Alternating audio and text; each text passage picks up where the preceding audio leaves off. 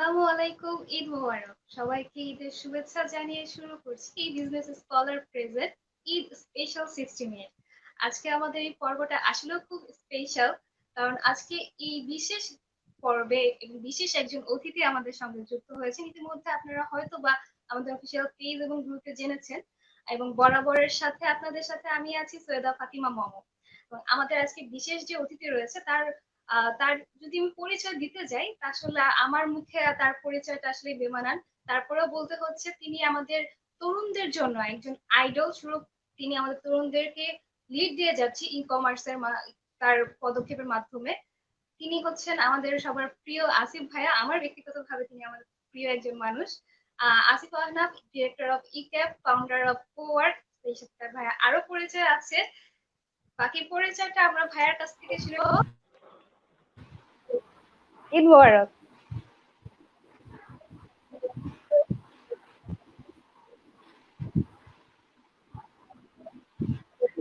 ঈদ মোবারক মমু আপু সহ আজকে ই বিজনেস স্কলারের মাধ্যমে যারা আজকে আমাদের সাথে লাইভে সংযুক্ত রয়েছেন সবাইকে আবারও জানাচ্ছি ঈদ মোবারক। আশা করছি পরিবারের সাথে নিয়ে এবার যেহেতু এবার ঈদ গত রোজার ঈদ এবং পুরোটাই সময় আসলে সবকিছু থেকে বিচ্ছিন্ন হয়ে আমরা পরিবারের সাথে কাটিয়েছি। আশা করছি আপনাদের সবারই পরিবারের সাথে খুব সুন্দর কিছু মুহূর্ত কেটেছে, একসাথে একটি ভালো ঈদ কেটেছে, সেই কামনা নিয়ে শুরু করছি এবং আশা করছি মমো আপু আপনার ঈদ খুব ভালো কেটেছে। জি ভাই, অবশ্যই। আর আজকে এই বিশেষ প্রোগ্রামের জন্য তো আমার ইচ্ছা আরো বেশি স্পেশাল হয়ে গেল। আপনাকে আজকে আমাদের এই বিজনেস কলের সাথে পেয়েছি। তো আসিফ আহনাফ নামটার অর্থ কি ভাইয়া? এটা কি ধামাকা? আপনার ব্যাপারে আসলে অনেক কিছুই জানি। আপনার যদি আমি বলি ফলোয়ার অনেক কিছু জানি। আলহামদুলিল্লাহ আমি অনেক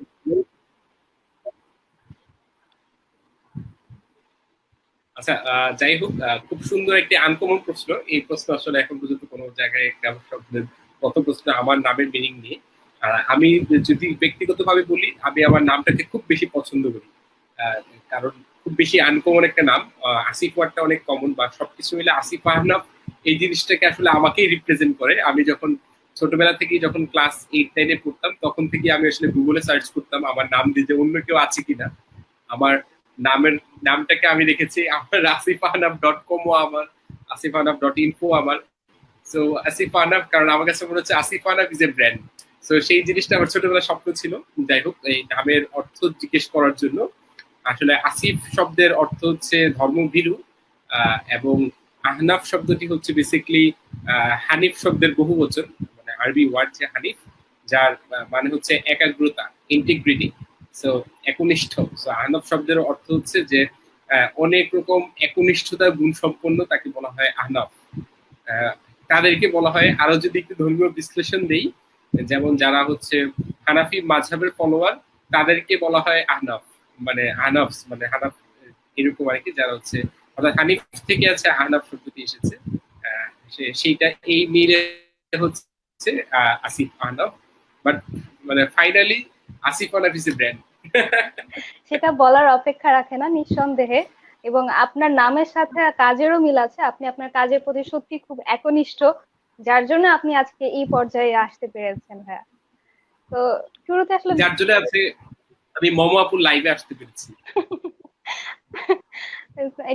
অনেক আমার আমার জন্য এই কথাটা। ভাইয়া, যেহেতু ঈদ স্পেশাল প্রোগ্রাম, তো ঈদটা কিরকম কাটলো, ঈদের পরিকল্পনা কিরকম ছিল এবং বাস্তবায়িত কতটুকু হলো? আচ্ছা, খুব মজার একটি বিষয়। কারণ আপনারা জানেন, বা আমাদের এখানে যারা দর্শকরা শুনছেন তাদের জন্য যদি বলি যে আমাদের এইবারের ঈদটা আসলে যে একটু আগেই বললাম, এটা একটু অন্যরকম। এবং যেহেতু কোরবানির ঈদ, এটা নিয়ে আমাদের সবার মধ্যেই কিন্তু একটু শঙ্কা ছিল। অনেকে যেখানে লকডাউন বন্ধ, অনেক কথা চলছিল, সেইখানে আসলে কোরবানির হাট বসাটা এটা নিয়েই কিন্তু অনেক টেনশন ছিল। তো সবার আগে আমরা প্রায় 1 মাস আগে থেকে এটাকে একটা চ্যালেঞ্জ হিসেবে আমরা নিই ক্যাব থেকে যদি বলি।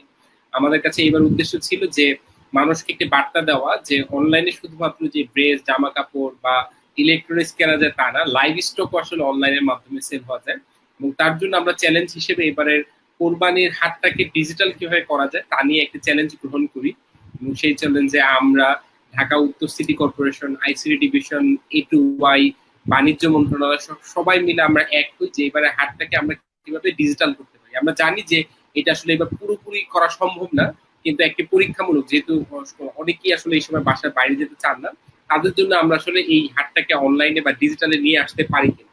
তো সেই চিন্তাটা আসলে আমাদের ছিল, এবং আলহামদুলিল্লাহ আমরা শতভাগ সফল হয়েছি। এটা সবচেয়ে বড় উৎসবের বিষয়। আমরা প্রায় অনলাইনের মাধ্যমে ডিজিটাল হাট হাট যেই উদ্যোগটি আমরা নিয়েছিলাম, এছাড়া বিভিন্ন জেলা ভিত্তিক অনলাইন হাটের উদ্যোগগুলোর মাধ্যমে সব মিলিয়ে প্রত্যক্ষভাবে প্রায় 27,000 পশু হচ্ছে এবার অনলাইনে মানুষজন কোরবানির জন্য কিনেছেন, এবং পরোক্ষভাবে অনেকে হয়তো বা ডিজিটাল হাটে দেখেছেন, সেখানে ফার্মারদের সাথে বা খামারিদের সাথে সরাসরি যোগাযোগ করে দিচ্ছেন। এরকম তো আরো অনেক হবে। এরকম ঘটনাটি ঘটেছে, যেটি আসলে একটা উৎসবের বিষয়। আর আমার জন্য যদি বলি, এবার আমার গরুটিও আমি আসলে অনলাইনেই কিনেছি। আমাদের ডিজিটাল হাটের একটি সেলার হয়েছেন যাচাই.com, তাদের মাধ্যমে আসলে আমি এবার আমার কোরবানির পশুটি হচ্ছে অনলাইনের মাধ্যমে কিনি। এবং এমন একটা সময় যে আমি কিনি, আমি একটু কিছু কিছু ক্ষেত্রে যে কোনো কাজ যে জিনিসটা করতে হবে, আমাকে কেউ যদি কোনো ডেডলাইন দেয়, এটা অনেকের থাকে যে সবার শুরুতে করে ফেলে। আমার একটি বাজে অভ্যাস যদি বলি, সেটি হচ্ছে আমি একটি কাজ সবসময় শেষ সময় যে করি। তো যাই হোক, কারণ আমিও দেখা গেছে যে অনলাইনে সবকিছু সবার অনেক গরু আমি কিনে দিচ্ছি, কিন্তু আমার গরুটি আসলে আমার কেনা হয়নি। তো ঠিক ঈদের আগের দিন দুপুর বেলা যে আমার মনে হলো আমার তো গরু কিনতে হবে, হঠাৎ করে তখন পুরো দেশই আসলে গরুর ক্রাইসিস। পশু পাওয়া যাচ্ছে, এগুলোতে পশু নাই। অনলাইনের হাটগুলোতে ইতিমধ্যে পশু শেষ হয়ে গিয়েছে। তারপরেও আমি অনলাইনের মাধ্যমে একটি গরু বুক করি, এবং খুব সুন্দর একটি ভালো গরু, আমার যেরকম পছন্দ ছিল, একটি দেশি গরু আমি তখন হচ্ছে যাচাই.com থেকে কিনি, এবং দুপুর অর্ডার মধ্যে রাতের মধ্যেই গরুটি আসলে একদম ট্র্যাক করে আমার বাসা পর্যন্ত আসলে গরুটি পৌঁছে দেওয়া হয়। তো এটি আমাদের জন্য খুব সুন্দর একটি এক্সাইটমেন্ট ছিল, এবং আমার গরুটা শুধু আমার বাড়ির জন্য বা আমাদের ফ্যামিলির জন্য এক্সাইটমেন্ট ছিল তা না, আমাদের আশেপাশের যে প্রতিবেশী ছিল তাদের জন্য অনেক এক্সাইটমেন্ট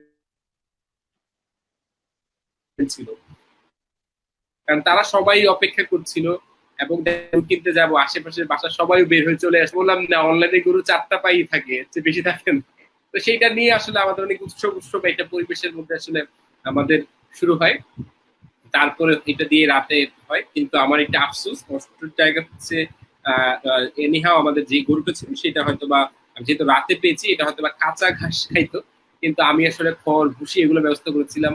এই জন্য আসলে আমি তাকে কোরবানির আগ পর্যন্ত পানিও খাওয়াতে পারিনি, মানে সে খায় নাই। এটা আমার জন্য মানে একটু একটু সামান্য হলেও একটু কষ্ট পেয়েছি, যে কারণ আমরা যখন পশুটাকে কোরবানি দিই, আমরা জানি কোরবানির মুহূর্ত হচ্ছে যেখানে আমরা যদি ইতিহাস যেটা জানি যে ইব্রাহিম আসলাম যখন তার সন্তানকে কোরবানি দিতে নিয়েছিলেন, আল্লাহ তখন আসলে তার বদলে একটি পশু কোরবানির ব্যবস্থা করে দেন।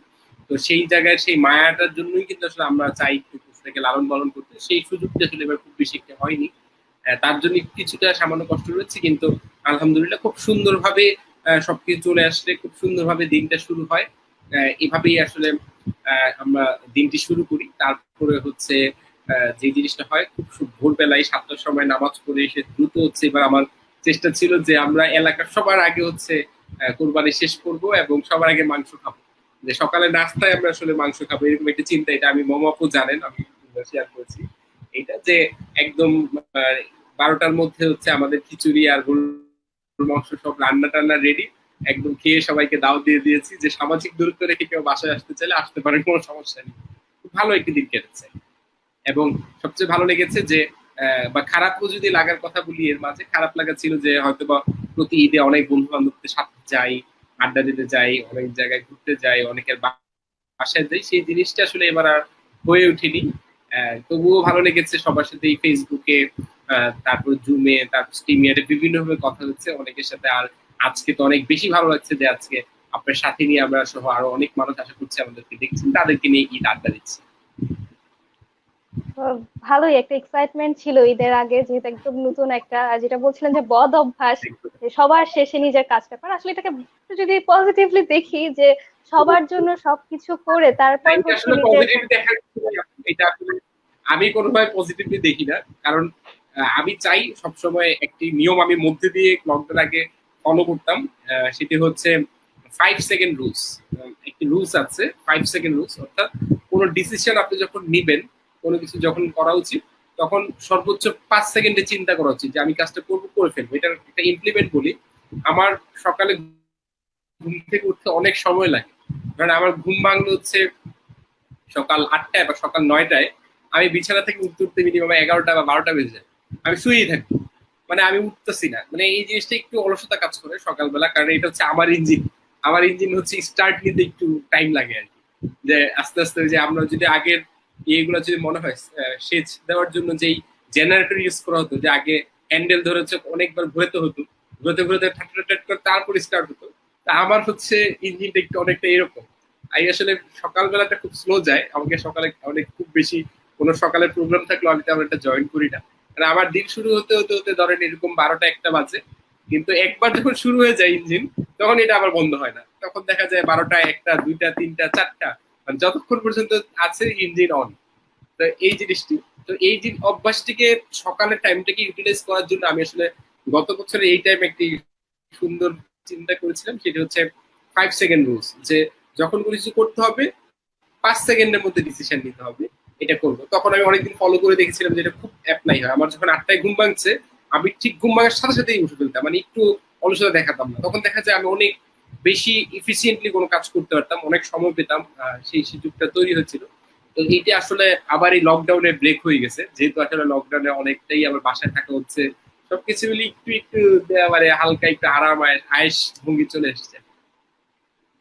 সেটাই, তার মধ্যে আবার মাঝে মধ্যে বৃষ্টি পড়ে, মাঝে মধ্যে ওয়েদারটাও একটু ঠান্ডা ঠান্ডা ভাব থাকে, তখন আসলে আরো বেশি আলসেমি লাগে। তো এই ব্যাপারটা আসলে না, কমন তখন করছে আপনার তখন সাথে। আসলে আফসোস থাকে, মানে লকডাউনে আফসোসটা একটু জাগে যে না, বিয়ে সাথে আসলে করে ফেলা উচিত ছিল। আজকে আমি ভাবছিলাম যে যেহেতু ঈদ স্পেশাল আড্ডা, এরকম কিছু কি জিজ্ঞেস করবো কিনা, পরে মনে করলাম যে না, ব্যাপারটা পার্সোনাল কোশ্চেন হয়ে যায়। তো ভাইয়া যখন নিজেই বললেন যে প্রয়োজন, তো আমি কবে ভাইয়া আমি এটা মনে আমরা করি দাওয়াতটা পাবো? মোস্ট এলিজিবল ব্যাচেলর, এখন যেদিন বিয়ে করে ফেলবো ওই দিন তো শেষ। তো ওই ওই ট্যাগ তো হারাই গেল, তো ওই ট্যাগ হারাইতে চাই না।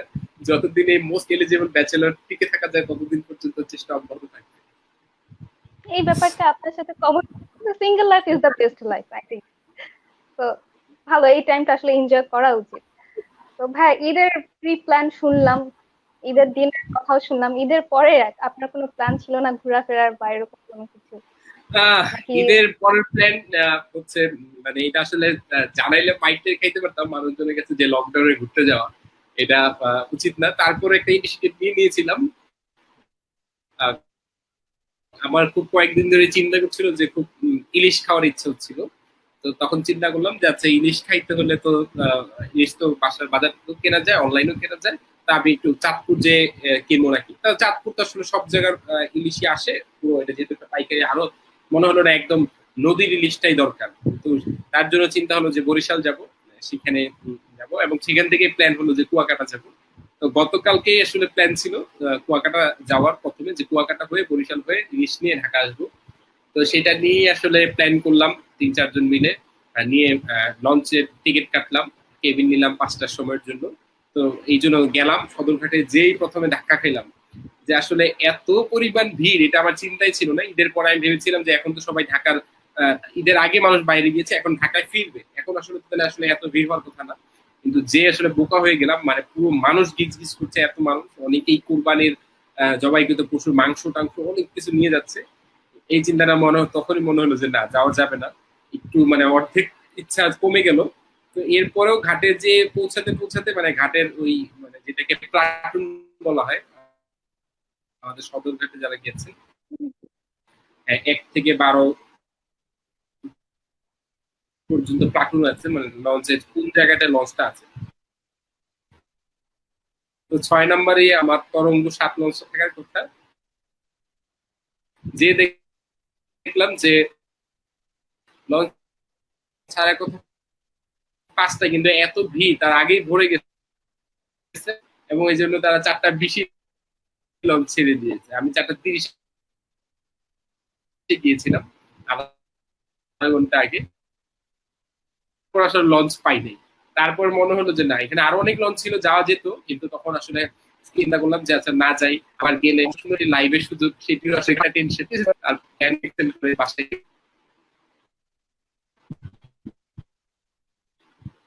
ভাইয়া আপনার কথাটা একটু কেটে কেটে আসছে। আপনি যেটা বলতেছিলেন যে আপনার বরিশালে যাওয়ার কথা ছিল, কিন্তু লঞ্চ আপনার ছাড়ার কথা ছিল 5টায়, বাট আনফরচুনেটলি। মোমোপুকে আছেন না, মোমোপু আটকে গেছে? ভাইয়া আপনার কথা আমি কেটে কেটে শুনছি, জানি না অডিয়েন্সটা স্পষ্ট শুনতে পারছে কিনা। আমার কথা কি আপনি শুনতে পারছেন?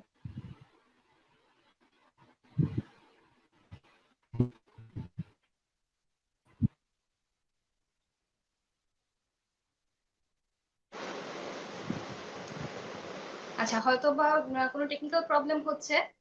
আমার যারা লাইভটা দেখছেন একটু জানাবেন যে আমার কথা কি স্পষ্ট শোনা যাচ্ছে কিনা। আচ্ছা, ভাইয়া যেটা বলতে চাচ্ছিল, আমার যেটা আমি যতটুকু বুঝতে পেরেছি যে আহ, তার বরিশালে যাওয়ার কথা ছিল, লঞ্চ ছাড়ার কথা ছিল 5টায়। আনফরচুনেটলি সে একটু সে ঠিক সময় গেল, লঞ্চটা ছেড়ে দিয়েছে 4টা 20-এ, যার জন্য তার ভ্রমণটা হয়নি।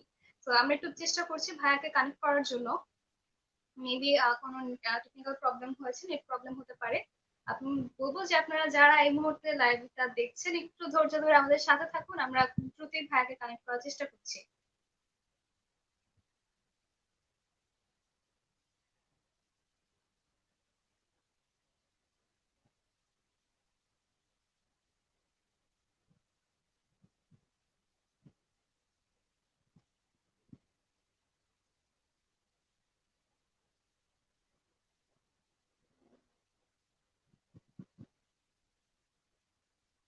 ওকে, ভাই আমাদের সাথে 1 মিনিটের মধ্যেই জয়েন হয়ে যাবে।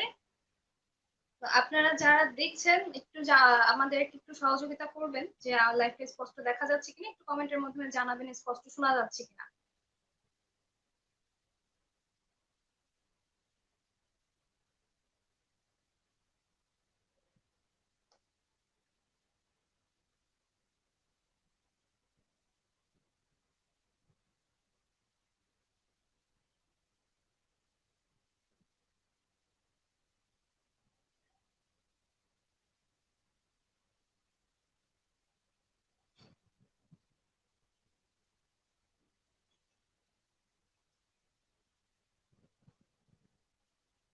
খুবই দুঃখজনক ব্যাপার হচ্ছে যে টেকনিক্যাল প্রবলেম হচ্ছে, যার জন্য ভাইয়াকে কানেক্ট করা যাচ্ছে না। আচ্ছা, শুনতে পাচ্ছেন যে একজন জানিয়েছেন।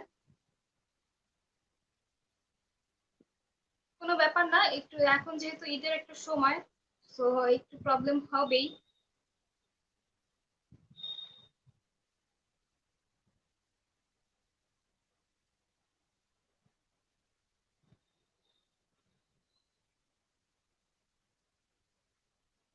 আজকে আমাদের অতিথির সাথে ইনশাল্লাহ অনেক আড্ডা দিব, অনেক কথা বলবো, তার অনেক কথা জানবো। তো আপনারা যারা দেখছেন আমি বলবো, আপনাদের অনুরোধ করবো যে লাইভটা শেয়ার করে দিবেন আপনারা পরিজন, বন্ধু এবং পরিজনদের সাথে। আমার ভাইয়ের কাছ থেকে আজকে আসলে অনেক কিছুই জানবো। ভাইয়া শুনতে পারছেন?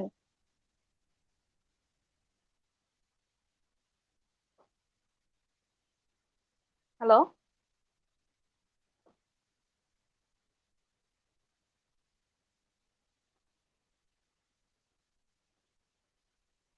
হ্যাঁ, কথা শুনতে পাচ্ছেন কি?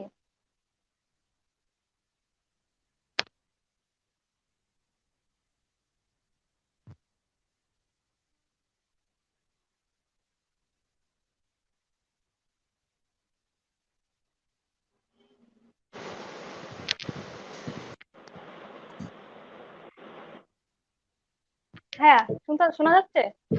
সরি, আমার নেটে খুব প্রবলেম করছিল, আমি ওয়াইফাই ডিসকানেক্ট করে মোবাইলে কানেক্টেড করলাম। কোনো সমস্যা নেই ভাইয়া। ওকে, এখন আসলে একদম ক্লিয়ারলি শোনা যাচ্ছে, তখন কথা একটু জি জি। ভেঙে ভেঙে আসছিল। তো যেটা হয় ভালোর জন্যই হয়, আপনি ট্যুরে যেতে পারেন নাই, আনফরচুনেটলি মিস করে ফেলেছেন, যে এটা একটা আসলে রিস্কিও ছিল এরকম একটা করোনা পরিস্থিতির মধ্যে। রিস্ক নিয়ে যাওয়াটা ভালোই হয়েছে, পরবর্তীতে ইনশাল্লাহ সব স্বাভাবিক হলে যেতে পারবেন। আশা করছি সেটাই আসলে চিন্তা। হয়তোবা যাব, তারপর আস্তে আস্তে সবকিছু পরিস্থিতি ঠিক হলে তখন হয়তো আরেকবার প্ল্যান করা যাবে। সেটাই, যাক আপনার ঈদটা তাহলে খুব ভালো কেটেছে, আনন্দে কেটেছে। তো ভাই আবার ঈদের কথা আসলে একটু সেই আগের যা একটু জায়গায় ফিরে যাই। এইবার এই বছরের ঈদটা তো আসলে স্বাভাবিক ছিল না। এই যে জি করোনার একটা ব্যাপার, যেহেতু আমাদের সরকার থেকেও নিষিদ্ধ ছিল এবং আমরাও অনেকটা বুঝতে পেরেছি যে গ্যাদারিংটা এড়িয়ে চলা উচিত, গরুর হাটে তো যেটা আরো হুম। বেশি, সেটা আমাদের জন্য অনেক বেশি রিস্কি। সেদিক থেকে এই যে ইকের যে নতুন একটা উদ্যোগ ছিল, ডিজিটাল কোরবানির হাট, গরুর হাট যেটা, জি। এটা নিঃসন্দেহে খুব ভালো একটা উদ্যোগ ছিল। তো একটু বলবেন কি ভাইয়া যে এখানে আসলে এটা রেসপন্সটা কিরকম ছিল, মানে ওভারঅল এক্সপিরিয়েন্সটা কিরকম ছিল? আহ অবশ্যই এইটা আসলে একটি বড় চ্যালেঞ্জ ছিল এবার, যে কারণ আমরা যখন ফার্স্ট আমি যখন পোস্ট দেই, দিয়ে বলি যে এবার আসলে আমরা পুরো হাটটাকে অনলাইনে বা ডিজিটালে করতে চাচ্ছি, এটা নিয়েও আসলে অনেকে হাসি তামাশা করেছে, অনেকের কাছে এটাকে আসলে একটা ফান হিসেবে মনে হয়েছে, যে আসলে ইভেন অনেক ট্রল নিজের হয়েছে ভাইয়া, নিজের এক্স্যাক্টলি, যে ইন্টারাপ্ট অনেক করতে। ট্রল হয়েছে, কিন্তু আসলে আমরা আসলে এই ট্রলটা সম্পর্কে অভ্যস্ত। কারণ আজকে যেমন এটা দিয়ে ট্রল হচ্ছে, আজকে থেকে আসলে 5 বছর আগে টোটাল ই কমার্স নিয়ে ট্রল হতো, যে অনলাইনে কোনো কিছু কেনাকাটা এটাই কেউ চিন্তা করতে পারতো না। এটা একটা স্বাভাবিক প্রক্রিয়া, কারণ নতুন কোনো কিছুকে আসলে মানুষ কোনোদিন সহজে মেনে নিতে পারে না এবং উচিত না। কারণ নতুন যে কোনো কিছু আসার পরে স্বাভাবিকভাবেই দেখা যায় যে এটার সাথে সোসাইটির আগের পুরনো কনসেপ্টটা একটা ক্ল্যাশ হয়, নতুন কিছুর সাথে পুরনো ক্ল্যাশ হয়, এবং সেই ক্ল্যাশটাকে দিয়ে আসলে উইন করে আসলে নতুন কিছু সৃষ্টি হয়। তো এইবার যেভাবে কোরবানিটাকে যখন কথা বলা হচ্ছিল, এটা কিন্তু আমরা দেখেছিলাম একটা নতুন চ্যালেঞ্জ ছিল, এটা আসলে অনেকেই মেনে নিতে পারে নাই বা মেনে নিতে চায় নাই। কিন্তু তারপরও সফলভাবে চেষ্টাটা হচ্ছে, প্রচুর পরিমাণ মানুষজন অন্তত যেটা করেছে এবার, অন্তত দাম যাচাইয়ের জন্য হলেও তারা আসলে অনলাইনে দেখেছে, এবং একটা খুবই স্ট্যান্ডার্ড প্রাইসিং সিস্টেমটা সম্পর্কে মানুষ এবার জেনেছে। যেমন আমরা জানি যে কোরবানি হাটে যেয়ে কিন্তু অনেক সময় জিতার বা ঠকার সম্ভাবনা থাকে, সেটা আসলে অনলাইনে সুযোগটা কম, বরঞ্চ অনলাইনে প্রতারিত হওয়ার সুযোগটা কম। এই জন্য, কারণ আমরা কিন্তু অনলাইনে লাইভ ওয়েট কে হচ্ছে ওজনে হচ্ছে গরু বিক্রি হয়েছে, অর্থাৎ বিভিন্ন ফার্ম গুলো প্রায় 280 টাকা থেকে শুরু করে 280 টাকা, 300 টাকা, এরকম ভাবে বিভিন্ন জন লাইভ ওয়েটে তাদের দাম দিয়ে হচ্ছে বিক্রি করেছে। এই জন্য ওই নেগোসিয়েশনে লস খাওয়ার, অর্থাৎ ধরেন একটা আপনি গরু কিনলেন, কিনে বাসায় এসে মন খারাপ, আপনি হয়তো বা ঠকে গিয়েছেন, এই চিন্তাটা কিন্তু অনলাইনে সুযোগ নেই, বরঞ্চ আপনি একদম পুরো গরুটা লাইভ ওয়েট হিসেবে, কেজি হিসেবে মানুষজন অনলাইনে যখন গরুটা কিনেছে, তার জন্য কিন্তু যারা আসলে অনলাইনে কিনছে তারা প্রত্যেকেরই আমরা দেখেছি যে অনেকেরই ফিডব্যাক ভালো। আবার কারো কারো ফিডব্যাক খারাপও আছে, সেটা আমরা অস্বীকার করবো না, অনেকের কিছু কিছু সমস্যা হয়েছে, যেটা আসলে ডিজিটাল হাট থেকে না, মানে অনলাইন থেকে বিভিন্ন অন্যান্য র্যান্ডম পেজ থেকে কিনে কিছু কিছু সমস্যা হয়েছে, কিন্তু ওভারঅল এক্সপিরিয়েন্স ভালো, যেটা আমি বললাম। আমাদের মানে যারা আমাদের এই পার্টনার ছিল প্রজেক্টে, তাদের মাধ্যমে প্রায় টোটাল 27,000 গরু হচ্ছে আসলে, বা পশু, গরু ছাগল সহ পশু হচ্ছে আমরা এবার অনলাইনের মাধ্যমে বিক্রি হয়েছে। এটা একটা বিগ চ্যালেঞ্জ, যেটা আমরা আশা করছি যে এবার যদি এটা 27,000 হয়, এটা আগামীবার কয়েক লক্ষ হয়ে যাবে। তো সেই একটি বিশাল জায়গার মধ্যে কাজ করা জায়গা আমাদের ইতিমধ্যে তৈরি হয়েছে। এবং এটি ছাড়াও আরেকটি বড় বিষয় হচ্ছে, এবার কিন্তু আমরা যদি বলি যে কেন আসলে ই কমার্স সেক্টরটা, ই কমার্স কিন্তু আসলে কোনো আলাদা সেক্টর না, বা ই বিজনেস কে কিন্তু আমরা কোনো আলাদা বিজনেস সেক্টর আসলে বলি না, বরঞ্চ ই কমার্স বা ই বিজনেস হচ্ছে প্রত্যেকটা বিজনেসেরই একটা ট্রান্সফরমেশন। অর্থাৎ তার একটা মানে মানে যার যে ফিজিক্যাল বা অ্যানালগ যে বিজনেসটা ছিল, এইটার একটা ডিজিটাল রূপান্তরটাই কিন্তু হচ্ছে ই কমার্স বা ই বিজনেস। অর্থাৎ আগে যে হয়তো বা ধরেন আহ, যে হয়তো মোটর মেকানিক অটোমোবাইলস এ কাজ করতো, গাড়ির গ্যারেজ ছিল, পার্টস ঠিক করতো, সেটাই কিন্তু অনলাইনে এসে এখন আমরা দেখছি যান্ত্রিকের মতো স্টার্ট আপ হয়ে গিয়েছে, যারা অ্যাপস এর মাধ্যমে আমি আসলে যে কোনো কিছু কিনতে পারি, সেই সুযোগটা আসলে তৈরি হয়েছে। ঠিক একইভাবে আগের যে ট্রান্সপোর্টেশন ছিল সেটা কি চেঞ্জ হয়ে কিন্তু পাঠা উবারের মতো কনসেপ্ট চলে এসেছে। তো ই কমার্স কিন্তু আসলে আমার ট্রেডিশনাল বিজনেসটাকেই আসলে অনলাইনে আসলে একটা ট্রান্সফর্ম করে দেয়। সো ঠিক এইভাবে কিন্তু আমরা যদি দেখবো যে আমাদের প্রান্তিক পর্যায়ে হাজার হাজার কৃষক যারা রয়েছেন, তাদের সাথে কিন্তু একটা ভোক্তা পর্যন্ত যেই মানে গরুটা বা পশুটা আসলে কোরবানির জন্য পৌঁছাতো, তা কিন্তু অনেকগুলো হাত হয়ে তার পৌঁছাতে হতো। যেমন আমরা যদি হাত বলে একজন হচ্ছে প্রান্তিক কৃষক থেকে আমরা দেখতাম যে গ্রামের বাজারে হয়তো উনি বিক্রি করছেন, সেখান থেকে মধ্যস্বত্বভোগীরা কিনতো, তাদের থেকে আরেক পার্টি কিনে সেটাকে ঢাকায় নিয়ে আসতো। ঢাকার মধ্যে রাস্তার মধ্যে প্রচুর পরিমাণ আমরা বিভিন্ন জায়গায় চাঁদাবাজির সুযোগ বা যে জিনিসগুলো বলতে চাই না, সেটা হওয়ার পরে আবার হাটে যে অতিরিক্ত 5 থেকে 6% ইয়ে দেওয়া, আপনার 5 থেকে 6% হচ্ছে আপনার হাসলি দেওয়া, এই খরচগুলো পুরোটাকেই কিন্তু আসলে ই কমার্সের মাধ্যমে কমিয়ে আনা যাচ্ছে। আমরা দেখছি প্রচুর তরুণ উদ্যোক্তারা তারা এখন নিজেরাই খামার তৈরি করছেন, সেই সব খামারের মাধ্যমে তারা নিজেরা সরাসরি খামার থেকে হচ্ছে একদম ক্রেতার কাছে কিভাবে একটি পশুকে লালন পালন করা হচ্ছে সেটার ভিডিও সহ দিয়ে তারা হচ্ছে একদম তাদের একদম উৎকৃষ্ট জিনিসটা ক্রেতাকে জানাচ্ছেন, এবং খামার থেকেই সরাসরি ক্রেতাদের বাসায় ডেলিভারি করছেন। এই সুযোগগুলো কিন্তু ই কমার্সে তৈরি হয়েছে। এবং যেটা আমি বললাম যে ই কমার্সকে আমরা চিন্তা করি প্রত্যেকটা খাতকে কিভাবে আমরা ডিজিটালাইজ করা যায়। যেমন আমি গত 2 দিন ধরে অনেক ব্যথিত হয়েছি আমাদের, যেটা আমিও আপনার যদি মনে থাকে কালকে আমাদের কোয়ার্কে আড্ডায় বলছিলাম যে আপনার এইবার যে চামড়া নিয়ে যে ঘটনাটা হচ্ছে, যে আসলে মানে একটা চামড়া শিল্প যেটা আমাদের লেদার ইন্ডাস্ট্রির একটা বড় ইন্ডাস্ট্রি ছিল, কিন্তু মনে হচ্ছে যে এটা আসলে পাট শিল্পের মতো এটা আস্তে আস্তে ধ্বংসের মুখে আসলে নিয়ে যাওয়া হচ্ছে। কারণ এটা কিছু ইন্ডিকেটর যদি আমি বলি, ইন্ডিকেটর গুলো আমরা দেখবো আমাদের যেই লেদারের বড় বড় ব্র্যান্ড গুলো আছে তারা কিন্তু নিজস্ব প্রোডাকশন কমিয়ে বাইরের জুতার মার্কেট প্লেস তৈরি করছেন বেশি, অর্থাৎ বিভিন্ন বাইরের ব্র্যান্ড গুলোকে তারা নিয়ে আসছেন, সেই গরুগুলোই তারা সরি সেই জুতাগুলি তারা বিক্রি করছেন। কারণ এতে দেখা যাচ্ছে যে অটোমেটিকলি আমার বাংলাদেশের চামড়ার চাহিদা কমে যাচ্ছে বা সবকিছু মিলিয়ে একটা সিন্ডিকেট কাজ করছে। তো এই সিন্ডিকেটটা আসলে আমরা ই কমার্সের মাধ্যমে কিভাবে ভাঙতে পারি, এটাও কিন্তু একটা বড় সুযোগ। কারণ যে কোনো রকম আমরা যতই অনলাইন বা ডিজিটালাইজ করব, দুর্নীতির সুযোগ কিন্তু তত কমে যাবে বা সিন্ডিকেটের সুযোগ কিন্তু তত কমে যাবে। তো সেই সুযোগগুলো নিয়ে আমরা আসলে চিন্তা করছি কিভাবে কাজ করা যায়, যেটা কিন্তু ই কমার্স থাকার কারণে সম্ভব হচ্ছে। আপনি যদি দেখেন যে এই লকডাউনের মধ্যেও মানুষজন আসলে কিভাবে হবে, সরকার কিন্তু একটু বিব্রত অবস্থায় ছিল বা টেনশনে ছিল যে মানুষজনের কাছে কিভাবে খাবার পৌঁছে দিবে। তখন কিন্তু আমাদের ই কমার্স প্রতিষ্ঠানগুলো এই যদি বলি এই দারাজ, ইভেলি, আজকে ডিল, চাল ডাল সহ বিভিন্ন ই কমার্সের গুলো, তারাই কিন্তু এই কঠিন সময় ডেলিভারি কোম্পানিগুলো যদি বলি, ই কুরিয়ার, রেডেক্স সহ, পেপারফ্লাই সহ যারা আছেন, স্ট্রিট ফাস্ট, তারা প্রত্যেকেই চেষ্টা করেছে এই মানে কঠিন সময়টাতে মানুষের পাশে দাঁড়ানো। তো এইটা কিন্তু এক ধরনের আত্মতৃপ্তি, যে জীবনে আসলে সবকিছুই আসলে তো একটা যে মূল্যায়নের জায়গা থাকে, যে আমরা এই সময়টাতে আমাদের দেশের পাশে দাঁড়াতে পারছি, সাধারণ মানুষের পাশে দাঁড়াতে পারছি, এটা কিন্তু আমাদেরও এক ধরনের স্যাটিসফিকেশন দেয়। তো ঠিক এইভাবে আমিও আসলে 2 দিন ধরে চিন্তা করছিলাম যে আসলে এই চামড়া শিল্পটা বছর প্রতি, গত বছর বলি এই বছর বলি, প্রতিবারই যে একদম বড় কোন রকমের ধাক্কার মধ্যে দিয়ে যাচ্ছে। এবং আমরা জানি যে সবাই আপনারা যারা আছেন অনেকেই একটা ভিডিও দেখেছেন যে কিভাবে হচ্ছে পদ্মা নদীতে হচ্ছে চামড়া গুলারা মানে ক্ষোভে আসলে মানে বিক্রেতারা হচ্ছে ফেলে দিচ্ছেন, যে তারা আসলে ন্যায্য দাম না পেয়ে হচ্ছে মানে চামড়া আসলে বিক্রি করতে পারেনি। তাহলে এই যে সিন্ডিকেটটা, এটার কারণে আসলে ক্ষতিগ্রস্ত কিন্তু হচ্ছে আমাদের সামগ্রিক অর্থনীতি। তো তা আসলে কিভাবে ভাঙা যায় তার জন্য আসলে ঠিক ডিজিটাল হাট যেভাবে হচ্ছে 27 থেকে 30 হাজার গরু বিক্রি করে 27 থেকে 30 হাজার পরিবারকে কিন্তু এবার আমরা অনলাইনের মাধ্যমে সাপোর্ট দিয়েছি। তো এই সাপোর্টটা কিন্তু আমরা যত দিন যাবে আমরা চেষ্টা করবো আরো বাড়ানো। চামড়ার কথা বলি, আমাদের বিভিন্ন এবার যেমন এর আগেও কথা যদি বলি, আপনারা জানেন যে এর আগে ইকেপ থেকে এর কিছুদিন আগে একটা উদ্যোগ নেওয়া ছিল যেটা হচ্ছে আম মেলা। আমরা এবার অনলাইনে প্রথমবারের মতো বিশাল ভাবে হচ্ছে আমের মেলার আয়োজন করি, যার মাধ্যমে আমরা কিন্তু প্রান্তিক পর্যায়ে কৃষকদেরকে তাদের ফসলগুলো বিক্রি একটি সুযোগ তৈরি করে দেওয়া হয়। তো এইভাবে কিন্তু ই কমার্স আস্তে আস্তে কৃষি খাত বলি, তারপরে হচ্ছে আপনার যে লাইভ স্টক বলি, তারপর হচ্ছে গার্মেন্টস ইন্ডাস্ট্রি বলি, ই কমার্সই একমাত্র খাত যা প্রত্যেকটা খাতকে আসলে সহায়তা করতে পারে। এবং এটা কিন্তু যে শুধু আমার জায়গা থেকে করছি জিনিসটা এমন না, এটা কিন্তু উদ্যোক্তাদের জন্য একটি সুযোগ। আমাদের হাজারো হাজারো বিজনেসের খাত রয়েছে, কেউ যদি আসলে ই কমার্সে কোনো একটি খাতকে বাছাই করে ই কমার্সের মাধ্যমে সেই খাতকে, তখনই কিন্তু একটি বিশাল সম্ভাবনাময় জায়গা আসলে তার জন্য তৈরি হবে। জি ভাই, আসলে আপনাদের কি বলবো, আপনাদের ইক্যাব থেকে যে স্টেপ গুলো নেওয়া হচ্ছে প্রতিনিয়ত প্রতিনিয়ত প্রবলেম ফেস করছেন এবং তার একটা সমাধান নিয়ে আসছে, সেটা নিঃসন্দেহে একটা প্রশংসার দাবিদার।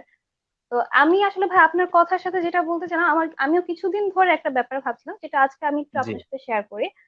যে এই যে ভাই আপনারা ইক্যাব থেকে এন্টারপ্রেনারদেরকে সাপোর্ট দিচ্ছেন বিভিন্ন ভাবে, প্রতিটা নিয়ত তাদের প্রবলেম গুলো মানে সার্ভে করছেন, সেই সাথে সাপোর্ট দিচ্ছেন। তারপরে যে ই বিজনেস স্কলার যেরকম জি এন্টারপ্রেনারদেরকে ট্রেন আপ করছে, তাদের একটা সুযোগ দিচ্ছে কিছু করার জন্য, মানে ট্রেন আপ জি করার মাধ্যমে তাদেরকে আরো ডেভেলপ করছে।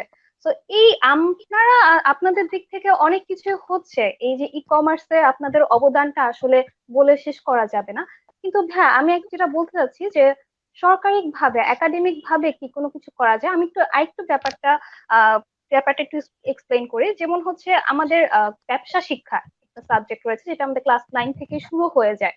ক্লাস 9 থেকে একেবারে হচ্ছে গ্রাজুয়েশন পর্যন্ত, যদি আমরা যেটা বলি যে বিবিএ বা অন্যান্য যে জি জি জি গ্রাজুয়েশন গুলো রয়েছে, হ্যাঁ এই মাধ্যমে আমরা ব্যবসা এন্টারপ্রেনাররাও হয়তো বা যারা বিজনেস সাইডে আছে তাদের একটা নলেজ পাচ্ছে। কিন্তু আমি যেটা বলতে চাচ্ছি যে এই আমাদের এখানে যে ব্যবসা শিক্ষাগুলো শেখানো হচ্ছে, সেটা নিঃসন্দেহে হচ্ছে গিয়ে একদম বেস থেকে শুরু করে একেবারে আপডেট পর্যন্ত সবকিছু শেখানো হচ্ছে, কিন্তু সেখানে ই কমার্স এই ই কমার্সটাকে ইনক্লুড করা যায় না, এটা কি উচিত না? আমি একটু সবার উদ্দেশ্যে, যা ভিউয়ার্সদের উদ্দেশ্যে একটু এক্সপ্লেন করি। যেমন ভাই আমরা পড়েছি, আমি যেহেতু বিবিএ স্টুডেন্ট, যেমন marketing, fundamental of marketing, marketing marketing of marketing analysis, এরকম কয়েকটা কোর্স ছিল আমাদের। তো সেইখানে কি ভাই ডিজিটাল মার্কেটিং এটা কি ইনক্লুড করা যায় না? এটা আসলে আপনি ব্যাপারটা কিভাবে দেখেন? আমি কি আপনাকে বিষয়টা বুঝাতে পারছি ভাইয়া? আমি আপু একদম ক্লিয়ার হয়েছি, বা আমি বুঝতে পেরেছি আপনি আসলে যে প্রশ্নটা করতে চাচ্ছেন।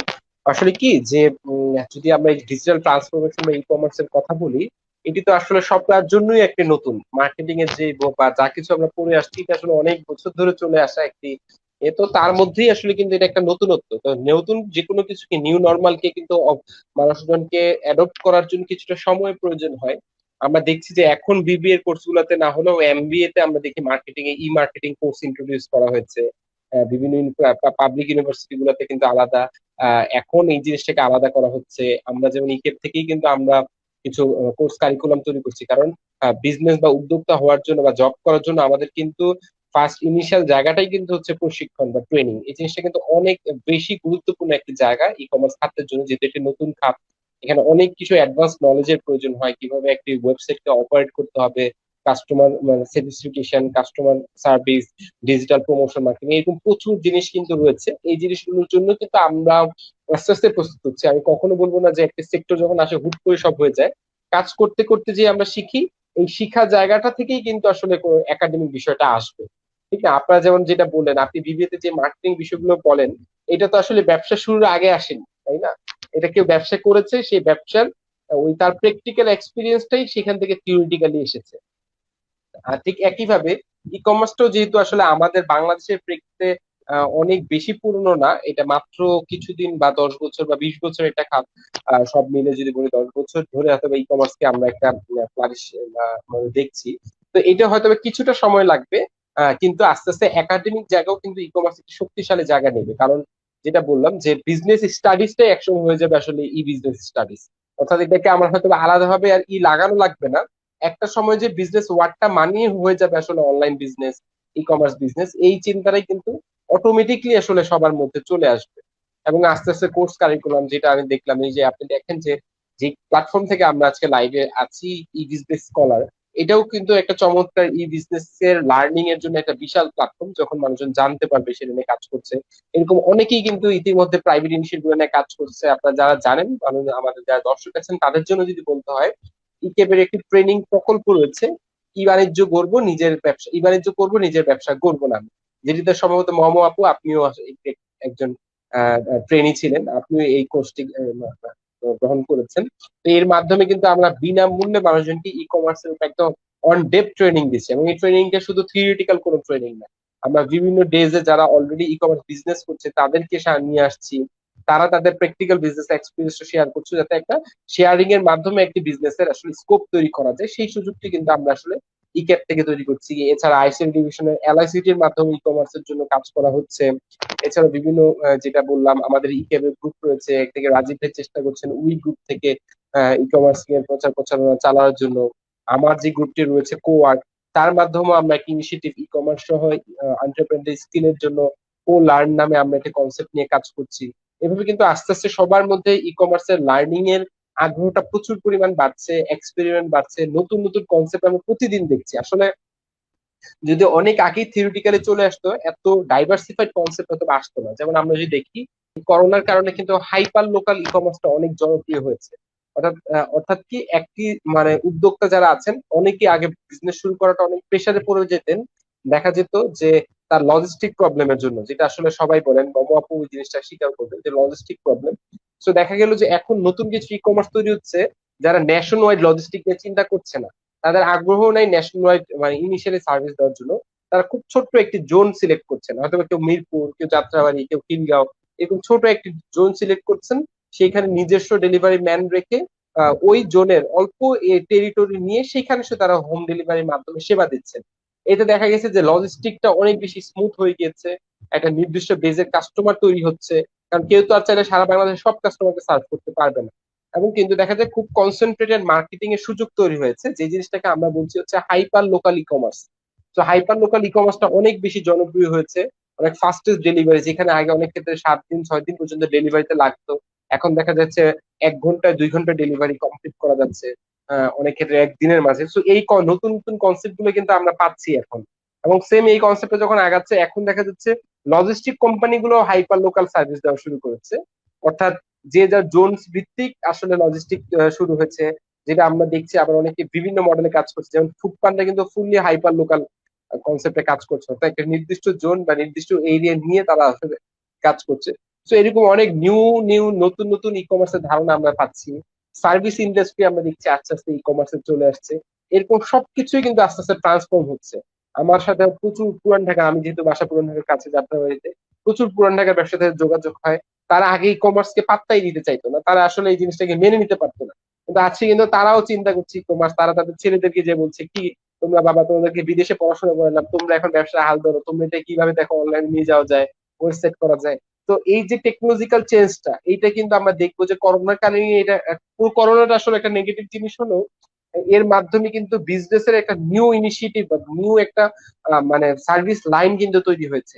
সবার মধ্যে ই কমার্সের প্রতি আগ্রহ যাচ্ছে, মানুষ প্রচুর অনলাইনে কেনাকাটা করছে এবং ইকোনমি ভাইব্রেন্সি বেড়েছে।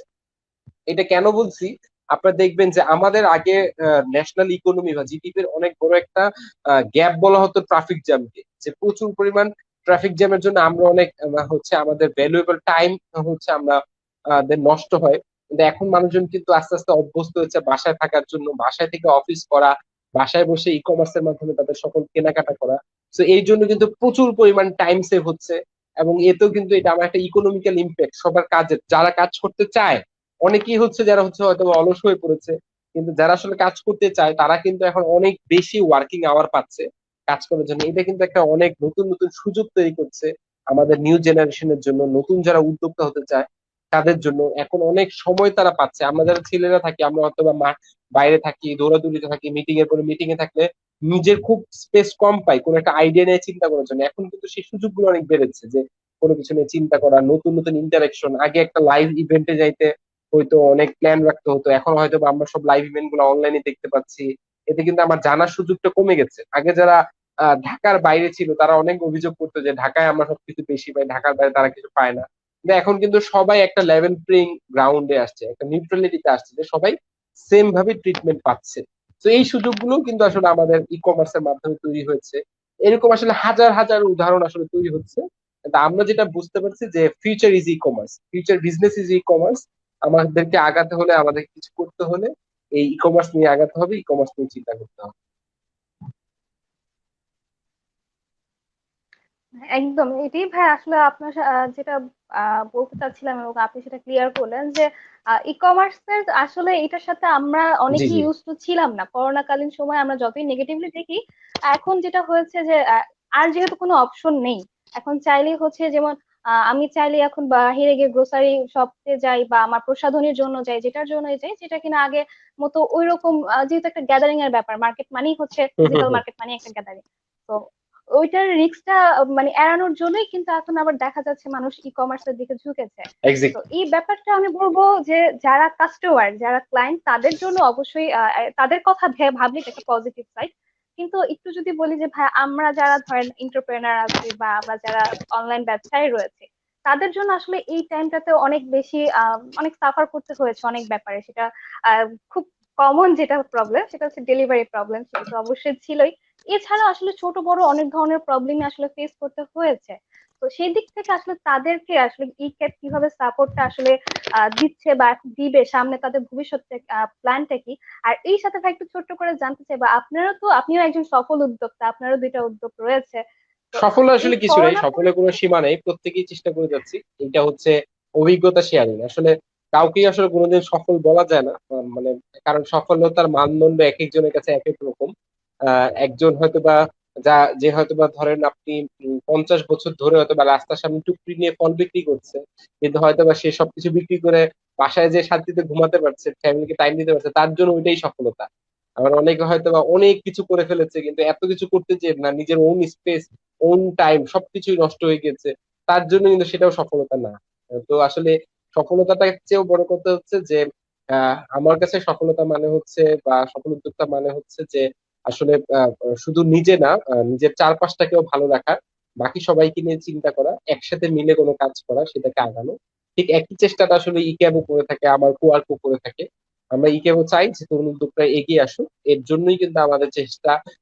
আমরা সবকিছু চেষ্টা করছি তাদের জন্য একটি স্মুথ জায়গা তৈরি করার জন্য। অ্যাসোসিয়েশনের যেটা মেইন কাজ, আমরা কিন্তু আপনারা জানেন যে এই সেক্টরটিকে একটি সুনির্দিষ্ট খাত হিসেবেই কিন্তু আসলে ডিক্লেয়ার ছিল না, অর্থাৎ সরকারের কাছে এটাকে আলাদা কোনো খাত হিসেবে তারা চিন্তা করতো না।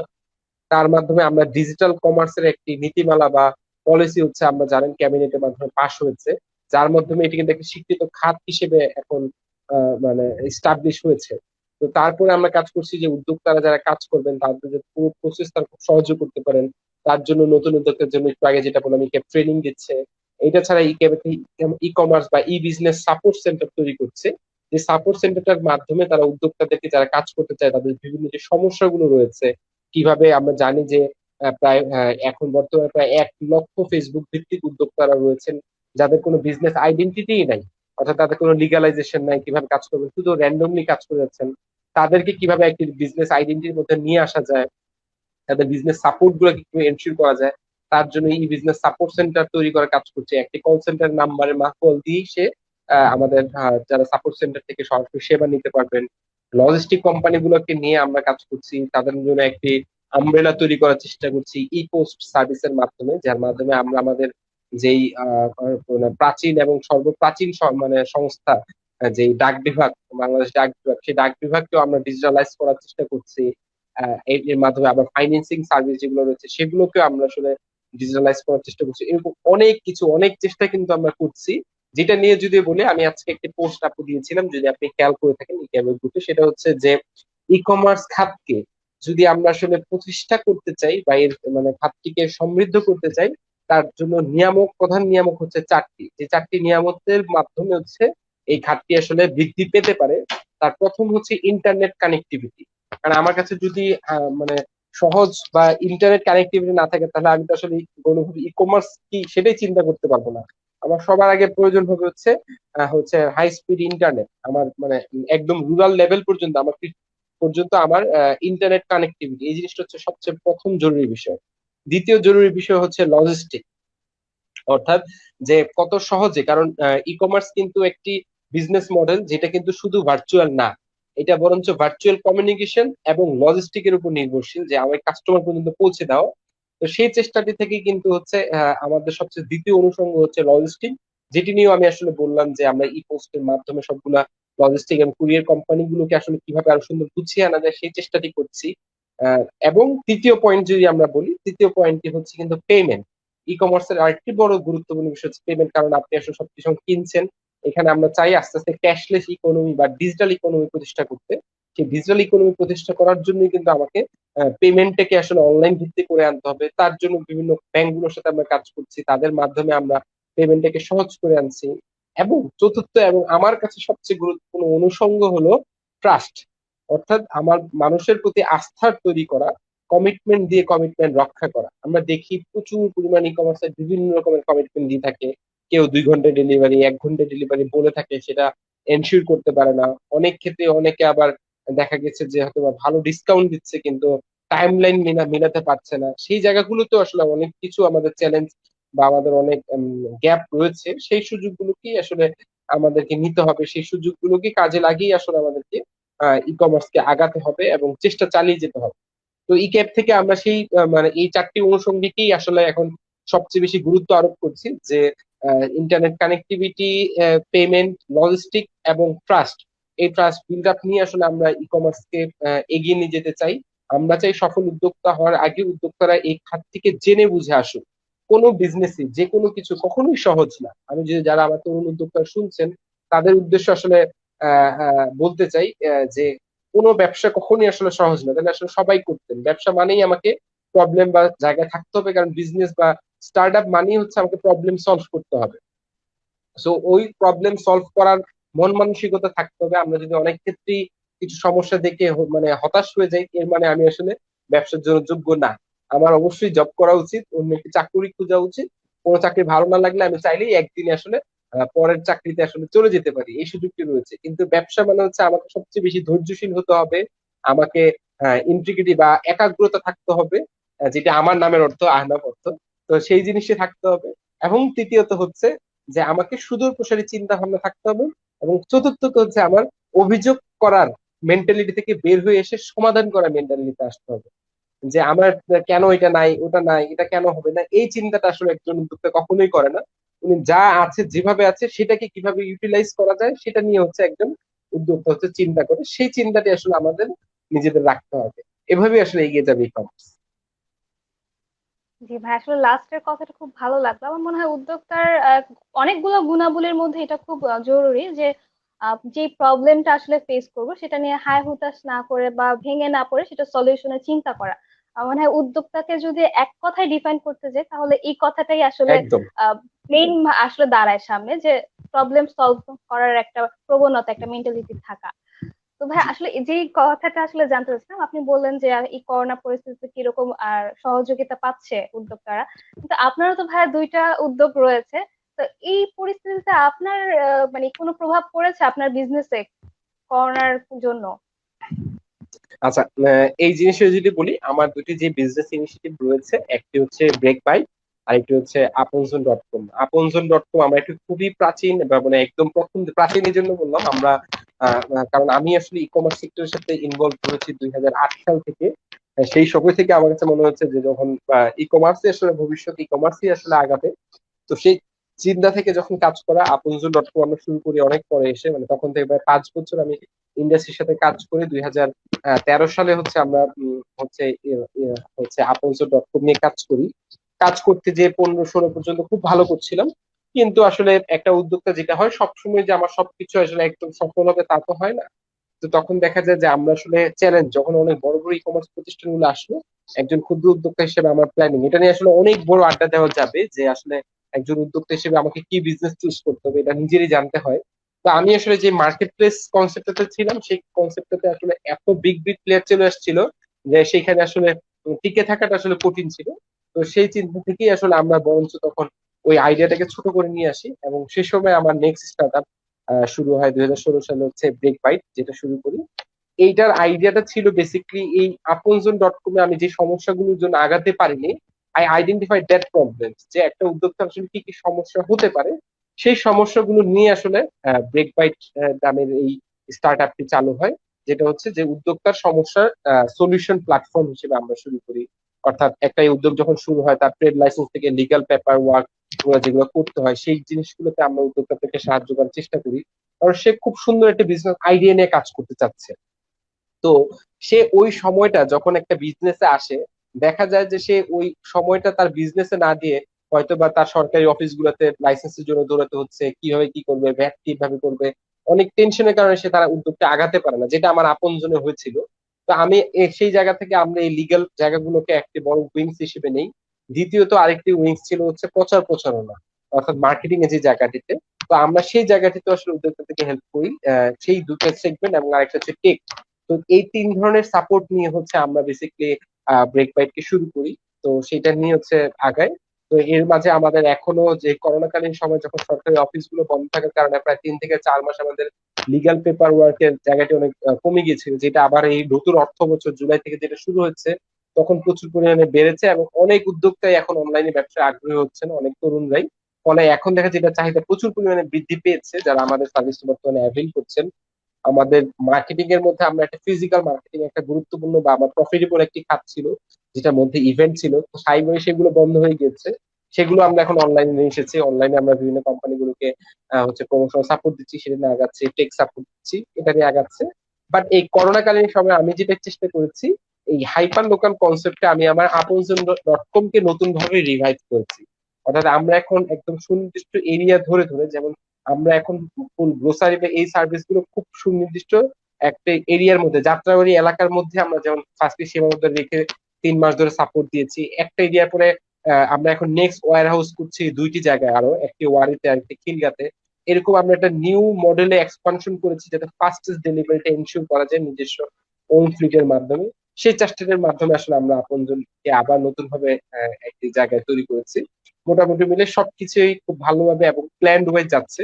কারণ একজন উদ্যোক্তা সবচেয়ে গুরুত্বপূর্ণ একটা জায়গাও যদি বলি, আরেকটা হচ্ছে প্ল্যানিং। আপনাকে জানতে হবে যে আসলে আমি ভবিষ্যতে কি করতে চাই, আমার নেক্সট প্ল্যানিং কি। প্ল্যানিং ছাড়া আপনি যখন কোনো কিছু করবেন এটাতে সফল হওয়ার চান্স খুবই কম, কারণ আপনি হোঁচট খাবেন, আপনি জানবেন না যে এরপরে আসলে কি করা উচিত। সেই চেষ্টাগুলো আসলে মানে চেষ্টা করে যাচ্ছি, কারণ একজন উদ্যোক্তা হচ্ছে একজন লড়াকু সৈনিক, সে কখনো থামে না। আমি আমার জীবনে অনেক কিছু করার চেষ্টা করেছি, অনেক কিছুতে সফল হয়েছি, অনেক কিছুতে ব্যর্থ হয়েছি। সফলতা বলতে হচ্ছে টিকে আছে, সফলতা আবারও বুঝাচ্ছি যে সফল বলতে হচ্ছে অনেক কিছু এখন ধরে রাখতে পেরেছি, অনেক কিছু হয়তো ধরে রাখতে পারিনি, কিন্তু লড়াই কখনো থামাই নেই। কারণ আমি মনে করি যে উদ্যোক্তা কখনো থেমে থাকে না, যে কোনো সিচুয়েশন যে কোনো পরিস্থিতি আসুক না কেন সে সেটাকে মানিয়ে চলে এবং সেটা অনুযায়ী আগায়।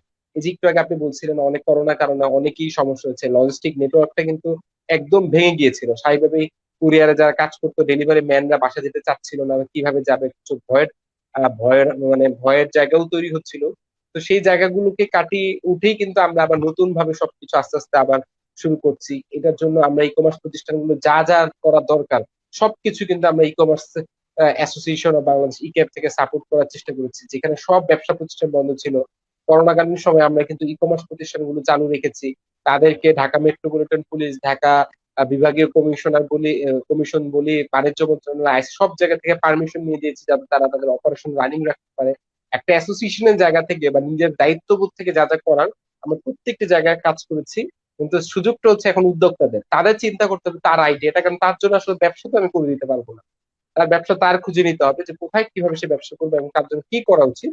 নিয়ামক হিসেবে আমরা আছি, আমরা চেষ্টা করবো যত ভাবে পারি সাহায্য করার জন্য, কিন্তু আগাতে হবে তারই দেখিয়ে দিতে হবে। রাইট। আসলে মানে এই যে সময়টা যে সাপোর্ট গুলো প্রয়োজন ছিল একজন অনলাইন ব্যবসায়ীর বা উদ্যোক্তা যেটাই বলি না কেন, তাদের যে সাপোর্ট গুলোর প্রয়োজন ছিল সবগুলো আসলে স্টেপ বাই স্টেপ আপনারা চেষ্টা করেছেন প্রোভাইড করার, এবং আসলে খুব হেল্পফুল হয়েছে আমি মনে করি। কারণ জি। শুরুর দিকে আসলে এই ডেলিভারি প্রবলেমটা যেটা ছিল যে একদম টোটালি অফ ছিল, তারপরে আপনাদের ট্রেন আপের মাধ্যমে হোক মানে এই যে ডেলিভারি বয়দেরকে যেটাই হোক না কেন তাদেরকে আসলে বুঝিয়েছেন, এবং তাদেরকেও আসলে স্যালুট জানাতে হয়, তারাও অনেক রিস্ক নিয়ে অবশ্যই। কাজগুলো করেছিল। এবং অ্যাজ আ উদ্যোক্তা হিসেবে মনে করে আমাদেরও তখন কিছু দায়িত্ব ছিল ভাইয়া, আমিও যেটা করেছি তখন একটু কাস্টমারদেরকে ব্যাপারটা আসলে বোঝানোর দায়িত্ব বোধহয় আমাদেরকে এক্স্যাক্টলি। ছিল, আমাদের মার্চেন্টদেরকে বোঝানোর দায়িত্বগুলো আমাদেরই ছিল যে এই যে ব্যাপারটা যে আপনি ঘরে বসে পাচ্ছেন কিন্তু রিস্কটা বেয়ার করছে কিন্তু এই আমরা যারা উদ্যোক্তারা রয়েছে বা এই যে ডেলিভারি এক্সিকিউটিভ যারা রয়েছে তারাই কিন্তু এই রিস্কটা আসলে নিচ্ছে। তো এই কাজটা আসলে উদ্যোক্তাদেরও নিজেদের আমার মনে হয় যার যার জায়গা থেকে হয়তোবা পালন করেছেন, বা যারা এখন জানছেন তাদেরও হয়তোবা তারা একটু জেনে নিলেন বিষয়টা। তো ভাইয়া এই যে আপনি বলছিলেন ব্রেক বাইটের কথা, আপনজন.কম এর কথা, সেই শুরুতে প্রায় 10 বছর আগে ফিরে যেতে হয় আপনি যখন এইসব কথাগুলো বলেন। তো এই যে 10-12 বছরের জার্নি, সেই ইন্টারে পড়া ছোট্ট একটা ছেলে সে যখন ফিল করলো যে কিছু একটা করবে, না, আমি আমি তো ভাবি যতটুকু আমি আসলে, এখনো ছোট আছি, আমি তো এখনো বড় হই নাই। কিন্তু ভাই যে শুরুতে একটা কথা বলছিলেন কি যেন এর অভাব ফিল করেন। না থাক, ওদিকে আর না যাই। হ্যাঁ ওদিকে না যাই। তা আসলে যেটা বলতে চাচ্ছি ভাই কিরকম লাগে এখন এই যে এই মানে জার্নিটা হয়তো অনেক চড়াই উতরাই পার করে হয়তো বা আসছেন, নিশ্চয়ই ছিল। আমি মনে করি তো কি, এখন ধরেন আমরা যখন ছোটবেলায় পড়াশোনা করি আমাদের লাইফের সবচেয়ে ফার্স্ট রচনা কিন্তু থাকে একটা, যখন আমরা বুঝি রচনা লিখি, সেটা ছিল কিন্তু এম ইন লাইফ, যে আমাদের জীবনে আমরা কি এম, কি আমরা কি অর্জন করতে চাই। এবং এই এমটা নট মানে পুরোটাই হচ্ছে কি মানে ক্যারিয়ারিস্টিক, যে আমার ক্যারিয়ারটা কিভাবে আমি করতে চাই।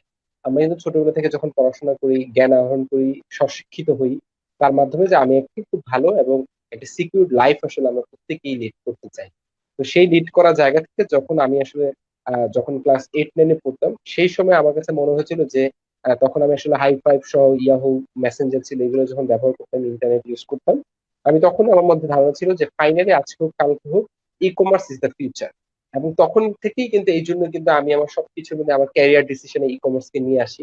এবং স্টিল নাও আজকে থেকে প্রায় যদি বলি তাহলে 12 বছর ধরে এই সেক্টরটাকে রয়েছে, কাজ করছি। সো এখন কিন্তু মনে হয় যে that was my best decision in life, যে আমরা এমন একটি খাতে তৈরি করে দিচ্ছি। এটা কিন্তু নিজের জীবনের একটা সফলতা যে একটি বাংলাদেশে ই কমার্স খাতটি দাঁড় করাতে আমাদের অল্প হলেও আমার ছোট হলেও কন্ট্রিবিউশন রয়েছে, যার উপরে বাংলাদেশে আজকের ই কমার্স দাঁড়িয়ে আছে।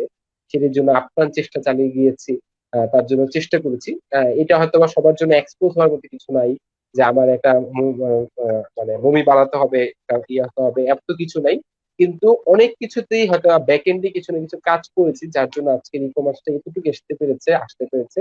এটা অনেকটাই নিজেকে কিন্তু অনেক সময় হচ্ছে নিজের মধ্যে একটা হ্যাপিনেস এর জন্ম দেয়, যে না ওই সময়ের একটা ছোট ছেলে হয়তো বা আমি নিজে এখন চিন্তা করি যে সেই সময় আসলে কিভাবে চিন্তা করেছিলাম, যে ওই এত অল্প বয়সে যে এরকম একটি খাতকে এগিয়ে নিয়ে যাওয়া। এবং আমার এখনো মনে পড়ে প্রথম দিকে যুদ্ধগুলা, যখন আসলে আমি আপনজন করি, আমি যতটুকু না আপনজন নিয়ে চিন্তা করতাম, তার চেয়ে বেশি চিন্তা করতাম যে আগে কাস্টমার বেস দাঁড়াবে, তারপরে ব্যবসা আসবে। তার জন্য আমরা প্রত্যেকটা জেলায় জেলায় যেতাম, বিভিন্ন ডিজিটাল উদ্ভাবনী মেলা বা ইনোভেশন ফেয়ার হতো গভর্নমেন্টের, তার মাধ্যমে আমরা অনেকগুলো জেলায় গিয়েছি। সেখানে যে যে মানুষ ই কমার্স কি সেটা বুঝিয়েছি, যে অনলাইনে কেনাকাটা করা সম্ভব, এই জিনিসগুলো বোঝানোর চেষ্টা করেছি, যার কিছুটা হলেও প্রভাবে কিন্তু আজকের ই কমার্সটা দাঁড়িয়ে আছে। তো এই জায়গাগুলো কিন্তু জীবনের অনেক ভালো লাগার জায়গা, যে না একটা সেক্টরের জন্য কিছু করছি বা তরুণ প্রজন্মের জন্য কিছু কাজ করার চেষ্টা করছি।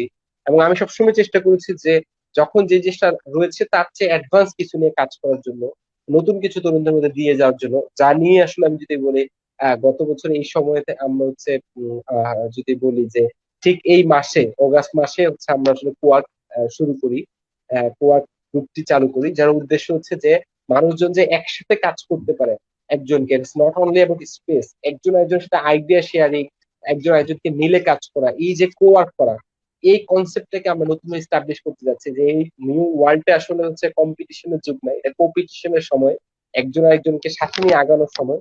তো এই কনসেপ্ট থেকেই আমরা দেখছি এখন অনেক তরুণরা হচ্ছে এর প্রতি আগ্রহী হচ্ছেন, অনেকেই ওয়ার্ক করছেন, কেউ যার যার নিজের জায়গা থেকে আরেকজনকে হেল্প করছেন, নিঃস্বার্থ চেষ্টা চালিয়ে যাচ্ছেন। এভাবেই কিন্তু ফিউচার বাংলাদেশ তৈরি হবে, ফিউচার ওয়ার্ল্ড তৈরি হবে। এবং সেভাবেই কিন্তু হচ্ছে আমরা সবাই মিলে হচ্ছে একত্রিত হয়ে আসলে আগাতে পারবো। এটাই হচ্ছে মানে জীবনের অন্যতম হ্যাপিনেস বা সফলতা। হ্যাঁ, কোয়ার্কের কথা যখন আসলোই আসলে এটার কথা আসলে বলতেই হয়, কারণ আমিও কিছুটা এটার সাথে যুক্ত। তো একটু আসলে আমার আমার মনে হয় এই প্রশ্নটা অনেকের মনেই হয়তো বা কম বেশি আসবে। যেহেতু আমি অনেকদিন ধরেই আসলে কোয়ার্ককে ফলো করছি বা কোয়ার্কের সাথে আছি। তো যেটা হচ্ছে কি, কোয়ার্ক আগে যে একটা কনসেপ্ট ছিল, ভাই আমি যদি ভুল হয় ধরায় দিবেন, হ্যাঁ না। যেটা ছিল যে co cowork office sharing and coworking. তো এইখান থেকে এই কনসেপ্টটা ডেফিনেটলি অনেক কি বলবো, অনেক ভালো একটা কনসেপ্ট ছিল। এটা অনেক সম্ভাবনাময় একটা সেক্টর, আপনি হয়তোবা কাজ ছিল। তো সেখান থেকে আপনি এটা পরবর্তীতে যেটা হচ্ছে একটা নতুন উদ্যমে শুরু হয় আবার, যেটা হচ্ছে কোয়ার্কিং, কোয়ার্ক, যেটা হচ্ছে লার্ন কোয়ার্ক এন্ড এম্পাওয়ার। তো এইটার এই ট্রান্সফরমেশনের আসলে কারণটা আমার মনে ট্রান্সফরমেশন। হয় আমি আচ্ছা ছাড়া বলো। অনেকের মনেই এই প্রশ্নটা আছে। একটু আমাদের এই ই বিজনেস স্কলার এসে যদি একটু সবাইকে ক্লিয়ার করে দিতেন। আচ্ছা, খুব সুন্দর একটি জায়গা। আমরা যদি বলি প্রত্যেকটা জিনিসে যখন ওয়ার্ক শুরু করি, তখনও উদ্দেশ্য কিন্তু একটাই ছিল, সেই উদ্দেশ্য হচ্ছে মানুষকে একসাথে কাজ করানো। কিন্তু ওই মুহূর্তের একটা প্রবলেম ছিল, যে যেই কারণে আসলে কোয়ার্ক, আমি যেটা বললাম যে যে কোনো একটা উদ্যোগ একটা প্রবলেম থেকেই শুরু হয়। তো আমি যখন কোয়ার্কটা শুরু করি সেখানে একটা আইডেন্টিফাইড প্রবলেম ছিল, যে নতুন উদ্যোক্তাদের জন্য অফিস নেওয়াটা অনেক বড় একটা চ্যালেঞ্জিং জায়গা তাদের জন্য। তো তাদের জন্য যদি একটি প্ল্যাটফর্ম তৈরি করা যায়, যেখানে মাধ্যমে হচ্ছে উদ্যোক্তারা একসাথে কাজ করতে পারবে, একটি কমন স্পেস শেয়ার করতে পারবে, ওয়ার্কিং স্পেস বলতে আমরা যেটা বুঝাই, সেই জিনিসটা তার জন্য একটা সুযোগ তৈরি করা। তার জন্য তখন গ্রুপের নাম ছিল হচ্ছে মানে অফিস স্পেস মানে শেয়ারিং এন্ড কো ওয়ার্কিং, যে জিনিসটাকে আমরা বলছি তখনের জন্য। কিন্তু আলটিমেটলি উদ্দেশ্যটা কিন্তু হচ্ছে যে নট অনলি তাদের জন্য স্পেস ম্যানেজ করে দেওয়া, আলটিমেটলি কোয়ার্কের উদ্দেশ্য ছিল যে একসাথে মানুষকে কাজ করানো, যে একই টেবিলে বসে মানুষজন যে একজন একজনের কম্পিটিটর হয়েও তারা যে একসাথে কাজ করতে পারে, সেই চিন্তাটাকেই মানুষের মধ্যে স্টাবলিশ করা, এটাই কোয়ার্কের উদ্দেশ্য ছিল। তো ইনিশিয়ালি যখন আমরা সেটা আগাচ্ছিলাম, স্পেসের জায়গা থেকে আস্তে আস্তে তৈরি হচ্ছিল, অনেকের মধ্যে কালচারটা তৈরি হলো। এবং সেই সময় যখন করোনা আসলো, এটা দেখা গেল যে ফিজিক্যাল অফিসের চাহিদাটাই আস্তে আস্তে নাই হয়ে গেল। এখন কিন্তু সবাই সবার সাথে ভার্চুয়ালি কানেক্টেড।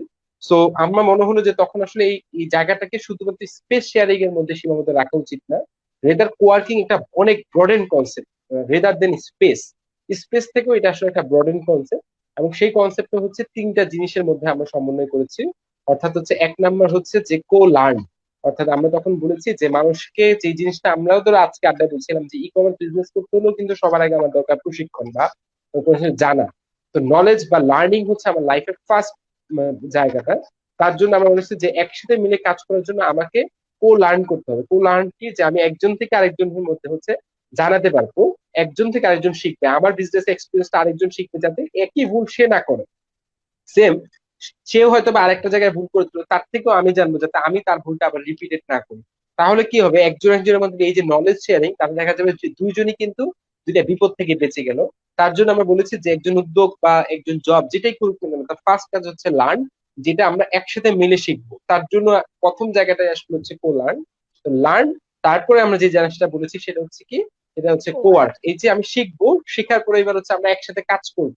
কেউ বিভিন্ন ভাবে বিভিন্ন জন কাজ করবে, বিভিন্ন কনসেপ্টে একসাথে আগাবে। আমরা অনেক কনসেপ্ট নিয়ে কাজ করি, যেটা গতকালকে আমি বলছিলাম, যে আমরা কাজ, যেমন আমরা ব্র্যান্ড বাই বাংলাদেশ, বাংলাদেশের ব্র্যান্ড গুলোকে আমরা কিভাবে হচ্ছে ব্র্যান্ড করতে পারি, বাংলাদেশের ছোট ছোট কোম্পানিগুলো সেটাকে নিয়ে, তাদেরকে কিভাবে লোকাল টু গ্লোবালি নিয়ে যেতে পারি সেটা নিয়ে, তাদেরকে এক ইউনিফাইড করার জন্য আমরা জেলা ভিত্তিক আসলে কিভাবে কোয়ার্ক বিজনেস হাব তৈরি করতে পারি, এরকম অনেকগুলো জিনিসকে আমরা আসলে করেছি, যা সমষ্টিগত ভাবে যা আমাদেরকে রিপ্রেজেন্ট করেছে কোয়ার্ক।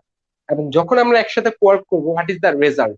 রেজাল্ট হচ্ছে একজন যে হতাশ হয়ে তরুণ আসলে কিছু করবো করবো ভাবছিল, আজকে এই লার্নিং এবং ওয়ার্কের কারণে তার মাঝে সুযোগ এসেছে নিজেকে হচ্ছে নিজের স্বাবলম্বী হওয়া বা এম্পাওয়ার্ড হওয়া।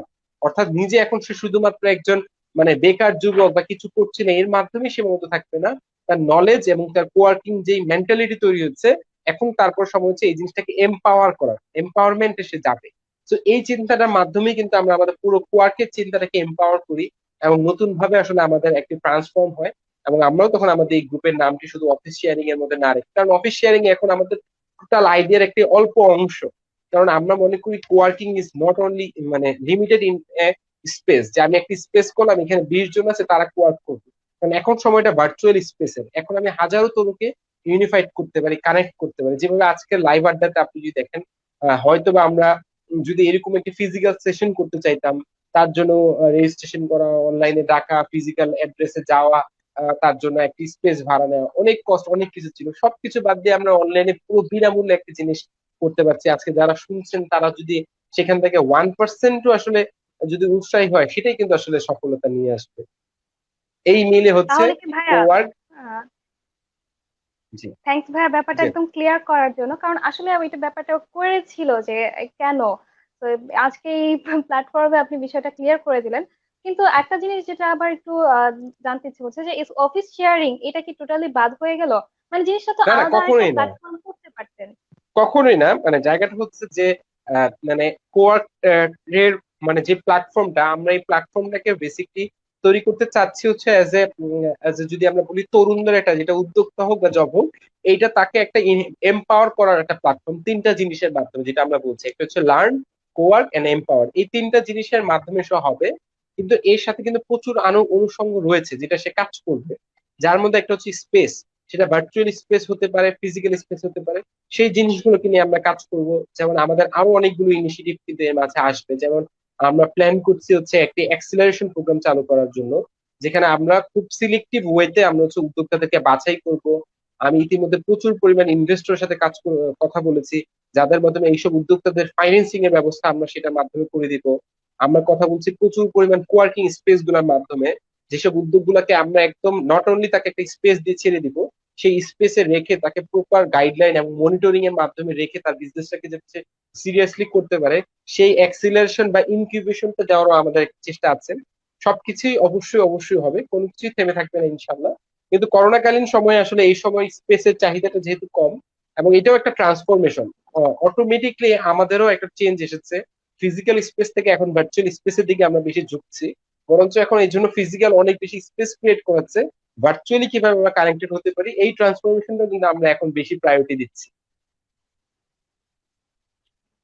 আসলে ভাই আপনার উদ্যোগগুলার কথা আসলে মানে যদি বলি, নিঃসন্দেহে এটা আমাদের জন্য অনেক উপকার। আমাদের মতো যারা ক্ষুদ্র উদ্যোক্তা রয়েছে অনলাইনে, যারা আসতে চাচ্ছে, তাদের জন্য এটা অনেক বড় একটা সাপোর্ট আমি মনে করি। তো এটা ইনশাআল্লাহ। বলতেই হয়। তো ভাই আমাদের প্রোগ্রামটা যদিও হ্যাঁ হ্যাঁ, আমরা 60 মিনিট হলেও 60 মিনিটের, আমরা ঈদ 60 মিনিট, 4 মিনিট পার হয়ে গেছি। ঈদ স্পেশাল যেহেতু, এবং স্পেশাল গেস্টের জন্য 60 মিনিট ওভার হলেও এটা আসলে আহ ধরার মতো না বিষয়টা। তো ভাই এই টাইমে একটু আমি আপনার সাথে গেম বলবো না, এটা হচ্ছে গিয়ে কোশ্চেন অ্যান্সারের মতো একটা পর্ব রাখতে চাচ্ছি আপনার জন্য। আমি একটা করে শব্দ ভয়ানক বলবো জিনিস। ভাইয়া, সেটাকে আপনি না, একদমই না, একদমই ইজি একটা করে শব্দ বলবো, যেটাকে আপনি এক কথায় বা আপনার মতো করে, এক কথায়, দুই কথায়, তিন কথা, যেটাই হোক না কেন আপনার মতো আপনি ডিফাইন করবেন। ওকে ভাইয়া? জি। ঠিক আছে ভাই, আমি প্রথম যে শব্দটা আপনার জন্য রেখেছি সেটা হচ্ছে স্টার্ট আপ।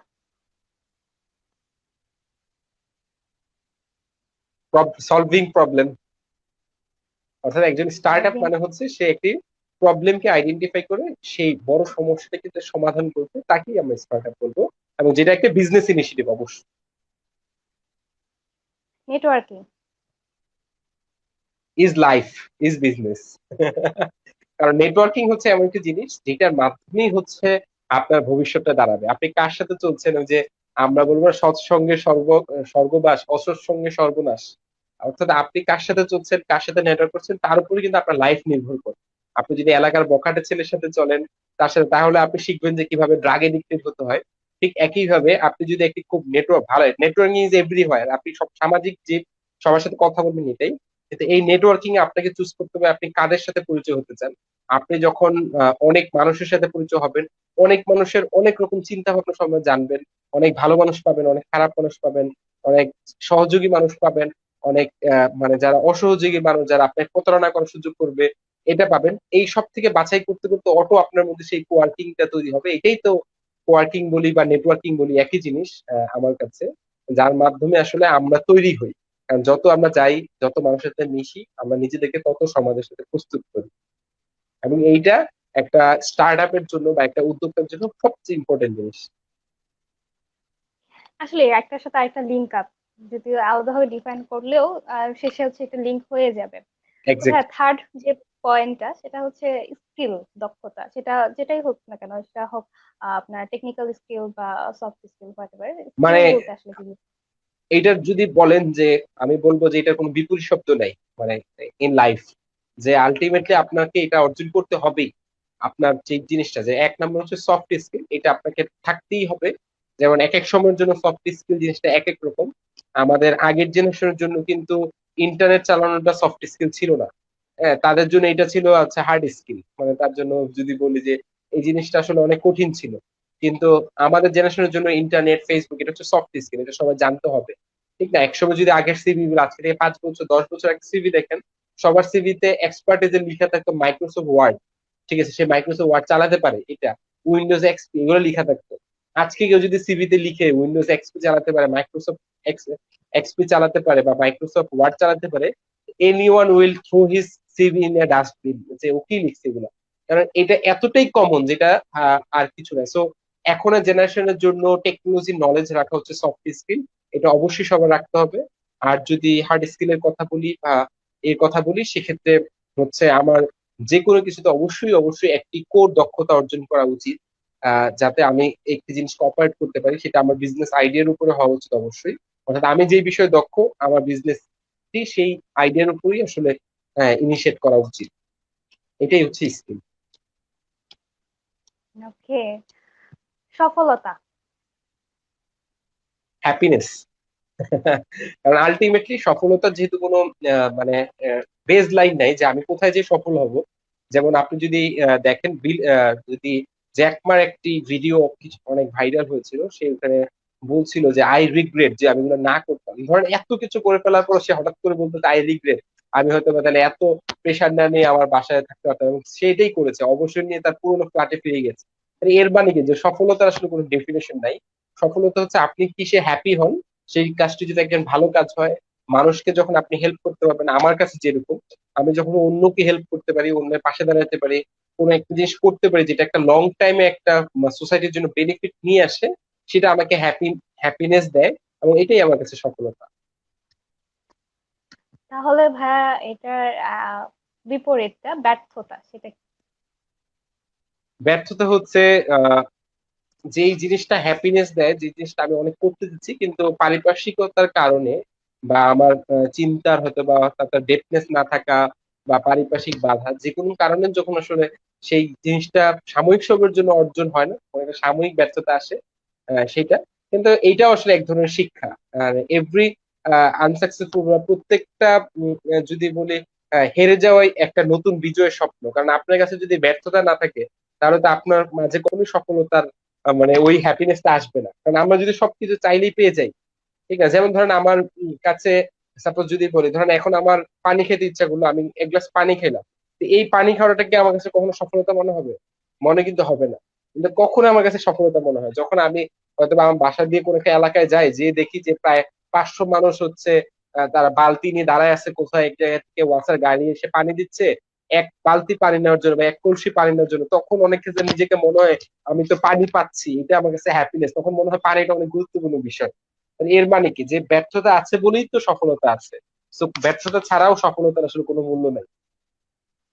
ব্যর্থতাকে টপকে যখন হচ্ছে আমি ওই জিনিসটা অ্যাচিভ করতে পারি, ওটাই যদি বলি সে সফলতা। ওইটাই হচ্ছে আপনি এক সফলতা, কথায় একজ্যাক্ট। দুইটাকে একসাথে নিয়ে আসলে আর কি।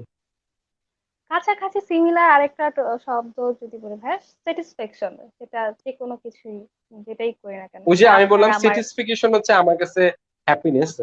আমি তখনই স্যাটিসফাই হই যখন আমি দেখি যে যেই জিনিসটাকে আমি লং টাইম কোনো একটা কন্ট্রিবিউশন হতে পেরেছে আমার কাছে, ওইটা হচ্ছে স্যাটিসফিকেশন। আমি যে জিনিসটা করতে চেয়েছি এটাকে খুব সুন্দরভাবে করা, মানে অগোছালো ভাবে না করে মানে এটাকে পারফেক্টলি শেষ করতে পারাটা, এটা হচ্ছে আমার কাছে হ্যাপিনেস বা স্যাটিসফিকেশন, এবং দিন শেষে আসলে ভালো থাকা। জিনিসগুলো সিমিলার। রাইট। তো সর্বশেষ যেটা জানতে চাইবো, এটা এমনি আমি রেখেছি আপনার পার্সোনাল ওপিনিয়ন, পার্সোনাল ভিউ থেকে আপনি কিভাবে দেখেন সৌজন্যতা বা কার্টিসি যেটাই বলি না কেন। 100% ভেরি মাচ ইম্পর্টেন্ট। আমরা একটা সোসাইটিতে বাস করি, মানুষজনের সাথে বাস করি, এক একজনের নেচার হচ্ছে এক এক রকম। প্রত্যেকটা মানুষের চিন্তা এক এক রকম, রাগ অভিমান ভালো লাগা এক এক রকম, প্রত্যেকটা জিনিস থাকবে। But what is the most common, যেটা দিয়ে আপনি আরেকজনকে হ্যাপি করতে পারেন বা আরেকটা মানুষের একটা দিনকে ভালো করতে পারেন, সেটা হচ্ছে সৌজন্যতা। আবার অসৌজন্যতা হচ্ছে যেটা দিয়ে আপনি আরেকটা মানুষের দিনকে খারাপ করে তুলতে পারেন। ঠিক না? কারণ ধরেন অনেক ক্ষেত্রে, যেমন আমরা বলি, আমরা যখন তা মাত্রাতিরিক্ত হচ্ছে, ধরেন আমি যদি কারোর সাথে অসৌজন্যমূলক ব্যবহার করি, তাহলে দেখা যায় কি তার মধ্যে একটা রকমের মানে অস্বস্তি কাজ করতে থাকে, সেই জিনিসটা নিয়ে খুব ডিপ্রেস থাকে। এই জিনিসটা আসলে আমি কখনো চেষ্টা করার মানে মানে করার চেষ্টা করি না। আমি চাই সৌজন্যতা সবসময় বজায় রাখতে। একটা মানুষকে, আমি সবাইকে তো আসলে আমি হ্যাপি করতে পারবো না, যে একটা কথা আছে না যে if you want to make someone happy sell ice cream. ঠিক না? কারণ আপনি যা কিছুই করবেন সেটা কাউকে কাউকে হচ্ছে হ্যাপি করবে, কাউকে কাউকে হচ্ছে আপনাকে অখুশি করবে। যেমন আমরা ই কমার্স নিয়ে কাজ করছি, এতে তো অনেক ব্যবসায়ীরা অখুশি যে তারা অনলাইনে সবকিছু করে ফেলতেছে, কেন দোকানদার করতে পারছে না কিছু। কিন্তু আমি সবাইকে কি দিতে পারি? আমি সবাইকে হ্যাপিনেস দিতে পারি না, কিন্তু সবাইকে একটা কার্টিস দিতে পারি বা সৌজন্যতা দিতে পারি, যে তার সাথে ভদ্র আচরণ করা, ভালো বিহেভ করা, একটা হাসি মুখের কথাও কিন্তু অনেকের মন ভালো করে দিতে পারে। সেটাও এক ধরনের হ্যাপিনেস। এটাই ভাই, আপনি যখন কথা বলেন হাসি মুখে কথা বলেন, এটা আসলে দেখলেই ভালো লাগে। তো মানে ব্যাপারটা হচ্ছে লাইফে আমি সেটাই, যখন আমি যদি একটা আমরা হাসি দিয়েও একজন মানুষকে হ্যাপি করতে পারি, এটাও তো আমার জন্য হ্যাপিনেস। এক্স্যাক্টলি, মানে এই যে ধরেন ফেসবুকে গেলাম, স্ক্রল করছি হোম পেজ, মানুষটা হাসছে কেন, এটা দেখার জন্য হলে হয়তো বা দাঁড়াবে কি হচ্ছে এখানে। তো এই যে ওই স্মাইল যে আমাদের ফেসটা একটা সারাক্ষণ ছোটবেলার থাকে। কবিতা ছিল না, যে যে হাসতে নাকি জানে না কেউ, কে বলেছে ভাই, এই কি দেখো না বলেছে? হাসির কত খোরাক খুঁজি পাই। ঠিক না? কারণ জীবনে আপনি যত উৎফুল্ল থাকবেন, হাসি থাকবেন, আপনার দিন ভালো কাটবে, আপনার পরিবার ভালো থাকবে, আপনার সমাজ ভালো থাকবে। এবং সেজন্য আমাদেরও চেষ্টা করতে হবে যে সবসময় ভালো কিছু করার, এবং খুব সরল সহজ থাকাটা জীবনে সবচেয়ে বেশি ইম্পর্টেন্ট।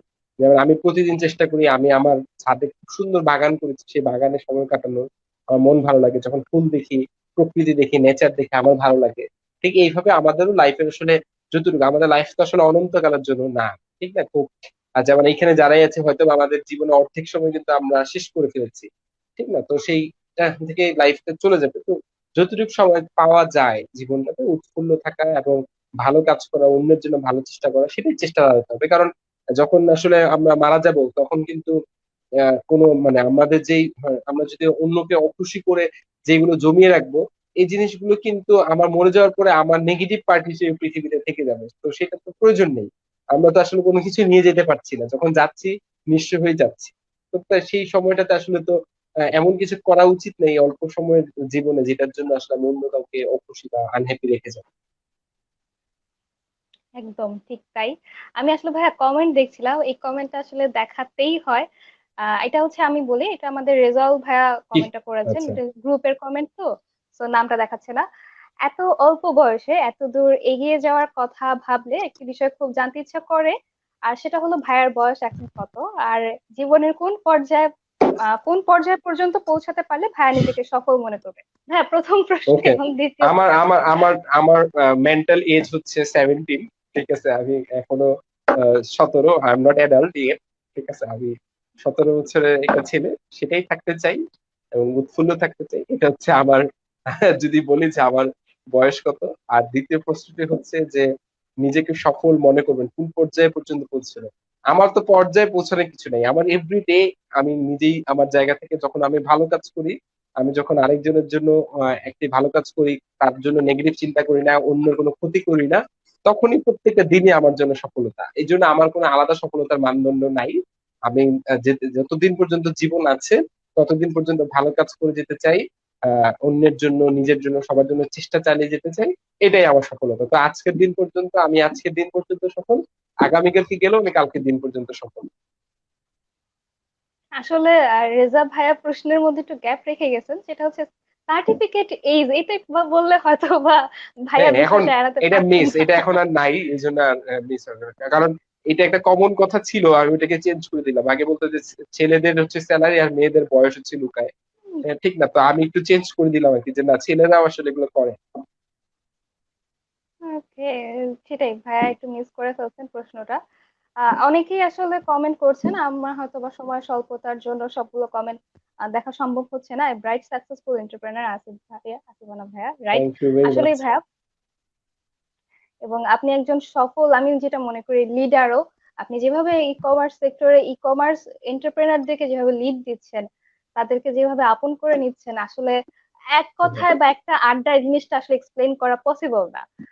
তো ভাইয়াকে থ্যাঙ্কস জানাচ্ছি একটু পরে। আপনার হয়তো পরিচিত কেউ একজন ভাইয়া কমেন্টটা করেছেন। আম, সাদিদ খন্দকার লিখেছেন, আসিফ ভাইয়ের এত এনার্জির রহস্যটা কি? আমি দিন রাত তাকে পরিশ্রম করতে দেখেছি বছরের পর বছর। ভাইয়া বলেন। ওকে, এনার্জি ইজ অল অ্যাবাউট এইটা। আমার যদি এই এনার্জির কথা মনে পড়লে, আমার আসলে আমাদের সাকিব আছে, মোহাম্মদ সাকিব, ওর কথা মনে পড়ে। একটা রাতে আমরা আসলে ঢাকা থেকে চট্টগ্রাম যাচ্ছিলাম। তো আমি ফ্লাইট না নিয়ে বাস নেওয়ার উদ্দেশ্য ছিল, যে রাতে স্লিপিং কোচ নিয়েছিলাম, যে একটু রেস্ট নিতে নিতে, রাতটা রেস্ট নিতে নিতে যাবো, যে সকাল থেকে খুব জয়ফুল থাকতো। কিন্তু সাকিব আমার সাথে তখন যায়, তখন ওর সাথে ফার্স্ট দেখা। কিন্তু ওর সাথে কথা বলতে বলতে আমাদের সারা রাত পার হয়ে গেছে, 6 ঘন্টা। আমরা আসলে সময় আসলে আমরা খুব নিজেরা বুঝিনি কোন দিক দিয়ে সময় চলে গেল। তো দ্য টপিক ওয়াজ এনার্জি। ঠিক আছে, যে life is all about energy. Energy এক জায়গা থেকে অন্য জায়গায় ট্রান্সফর্ম হয়। তো সেই জায়গা থেকেই যেহেতু মানে মনে পড়লো, এই জন্য বললাম। তো সাদিক ভাই যে জিনিসটা আসলে বলেছেন, এনার্জি, এনার্জি হচ্ছে উৎফুল্লতা। ওই যে জিনিসটা বললাম, এনার্জি আসবে আপনি যখন কোনো একটা জিনিসকে ওন করবেন।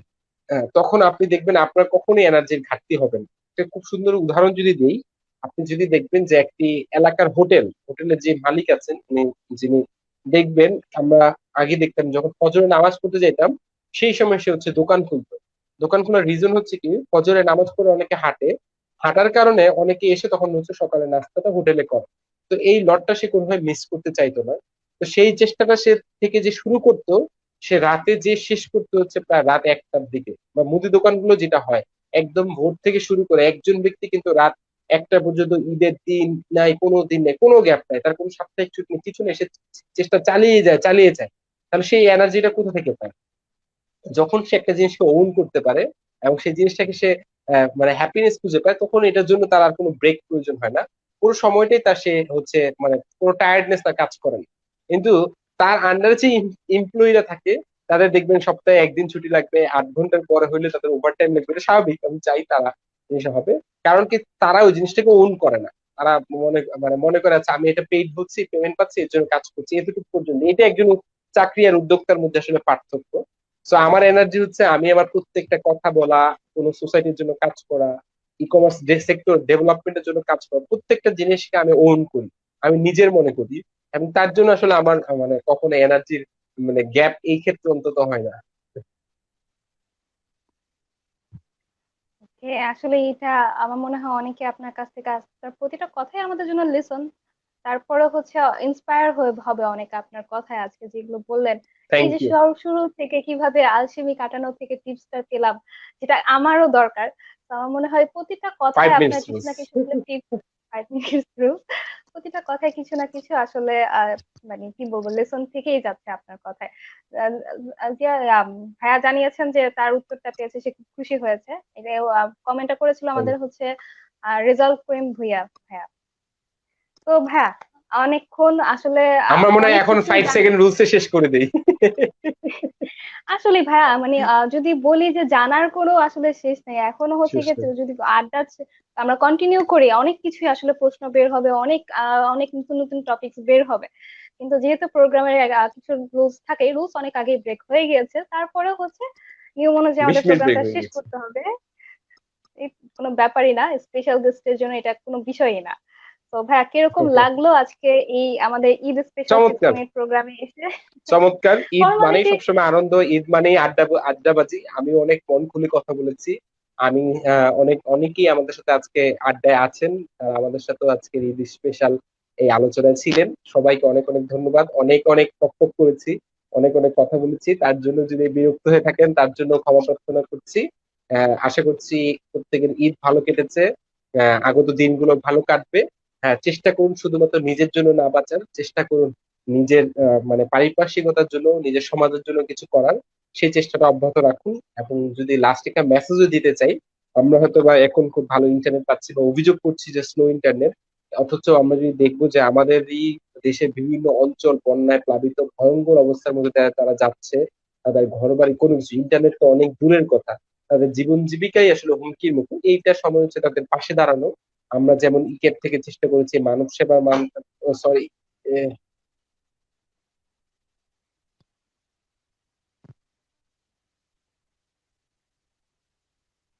সরি আমার একটু মোবাইল পড়ে গিয়েছিল। যেটা বলছিলাম যে আমরা ইকেপ থেকে চেষ্টা করেছি যে মানব সেবা নামে একটি প্ল্যাটফর্ম করা, যার মাধ্যমে আমরা করোনার সময় যেমন নিম্ন নিম্ন মধ্যবিত্ত মানুষের পাশে দাঁড়িয়েছিলাম, এই সময় আমরা চেষ্টা করছি হচ্ছে যে এই বন্যাতদের পাশে দাঁড়ানোর জন্য। আমাদের সাথে হয়েও কাজ করেন, আপনি একা হয়ে কাজ করেন, কিন্তু এই সময়টা মানুষের পাশে দাঁড়ানোর, মানবতার জন্য, মানবতার খাতিরে এগিয়ে আসুন। ইনশাল্লাহ সবকিছুই হবে, ব্যবসার জায়গায় ব্যবসা হবে, জীবন এগিয়ে যাবে। কিন্তু এই সময়টা যতটুকু পারেন নিজের জায়গা থেকে বন্যার্তদের সাহায্য করার জন্য এগিয়ে আসুন। ইনশাল্লাহ আমরা মিলে আমরাই করবো জয়। ভালো থাকবেন সবাই। সালাম আলাইকুম। ইনশাল্লাহ ভাইয়া, আপনাকেও আমাদের এই ই বিজনেস স্কলারে গেস্ট হিসেবে পেয়ে খুব খুশি হলাম। I am so glad that আমি আপনার প্রোগ্রামটা, আমার দায়িত্ব ছিল যে আমি আপনার সাথে এই আড্ডাটা দিতে পেরেছি। তো এটা আমার জন্য অনেক ভালো লাগার একটা বিষয় ছিল, আমার এটা আরো স্পেশাল হলো। অ্যাগেন থ্যাঙ্কস ভাইয়া আমাদেরকে সময় দেওয়ার জন্য। ইনশাল্লাহ নেক্সট টাইম আবার কোনো একটা সময় হয়তো বা ই বিজনেস স্কলারে আপনার কাছ থেকে আরো অনেক কিছুই জানবো, কারণ ওই যে বলেছি ভাই আসলে 60 মিনিট টাইম আপ না আপনার সাথে যদি কথা বলতে বসি। তো ঈদ মোবারক ভাইয়া ইনশাল্লাহ। আমাদের জন্য।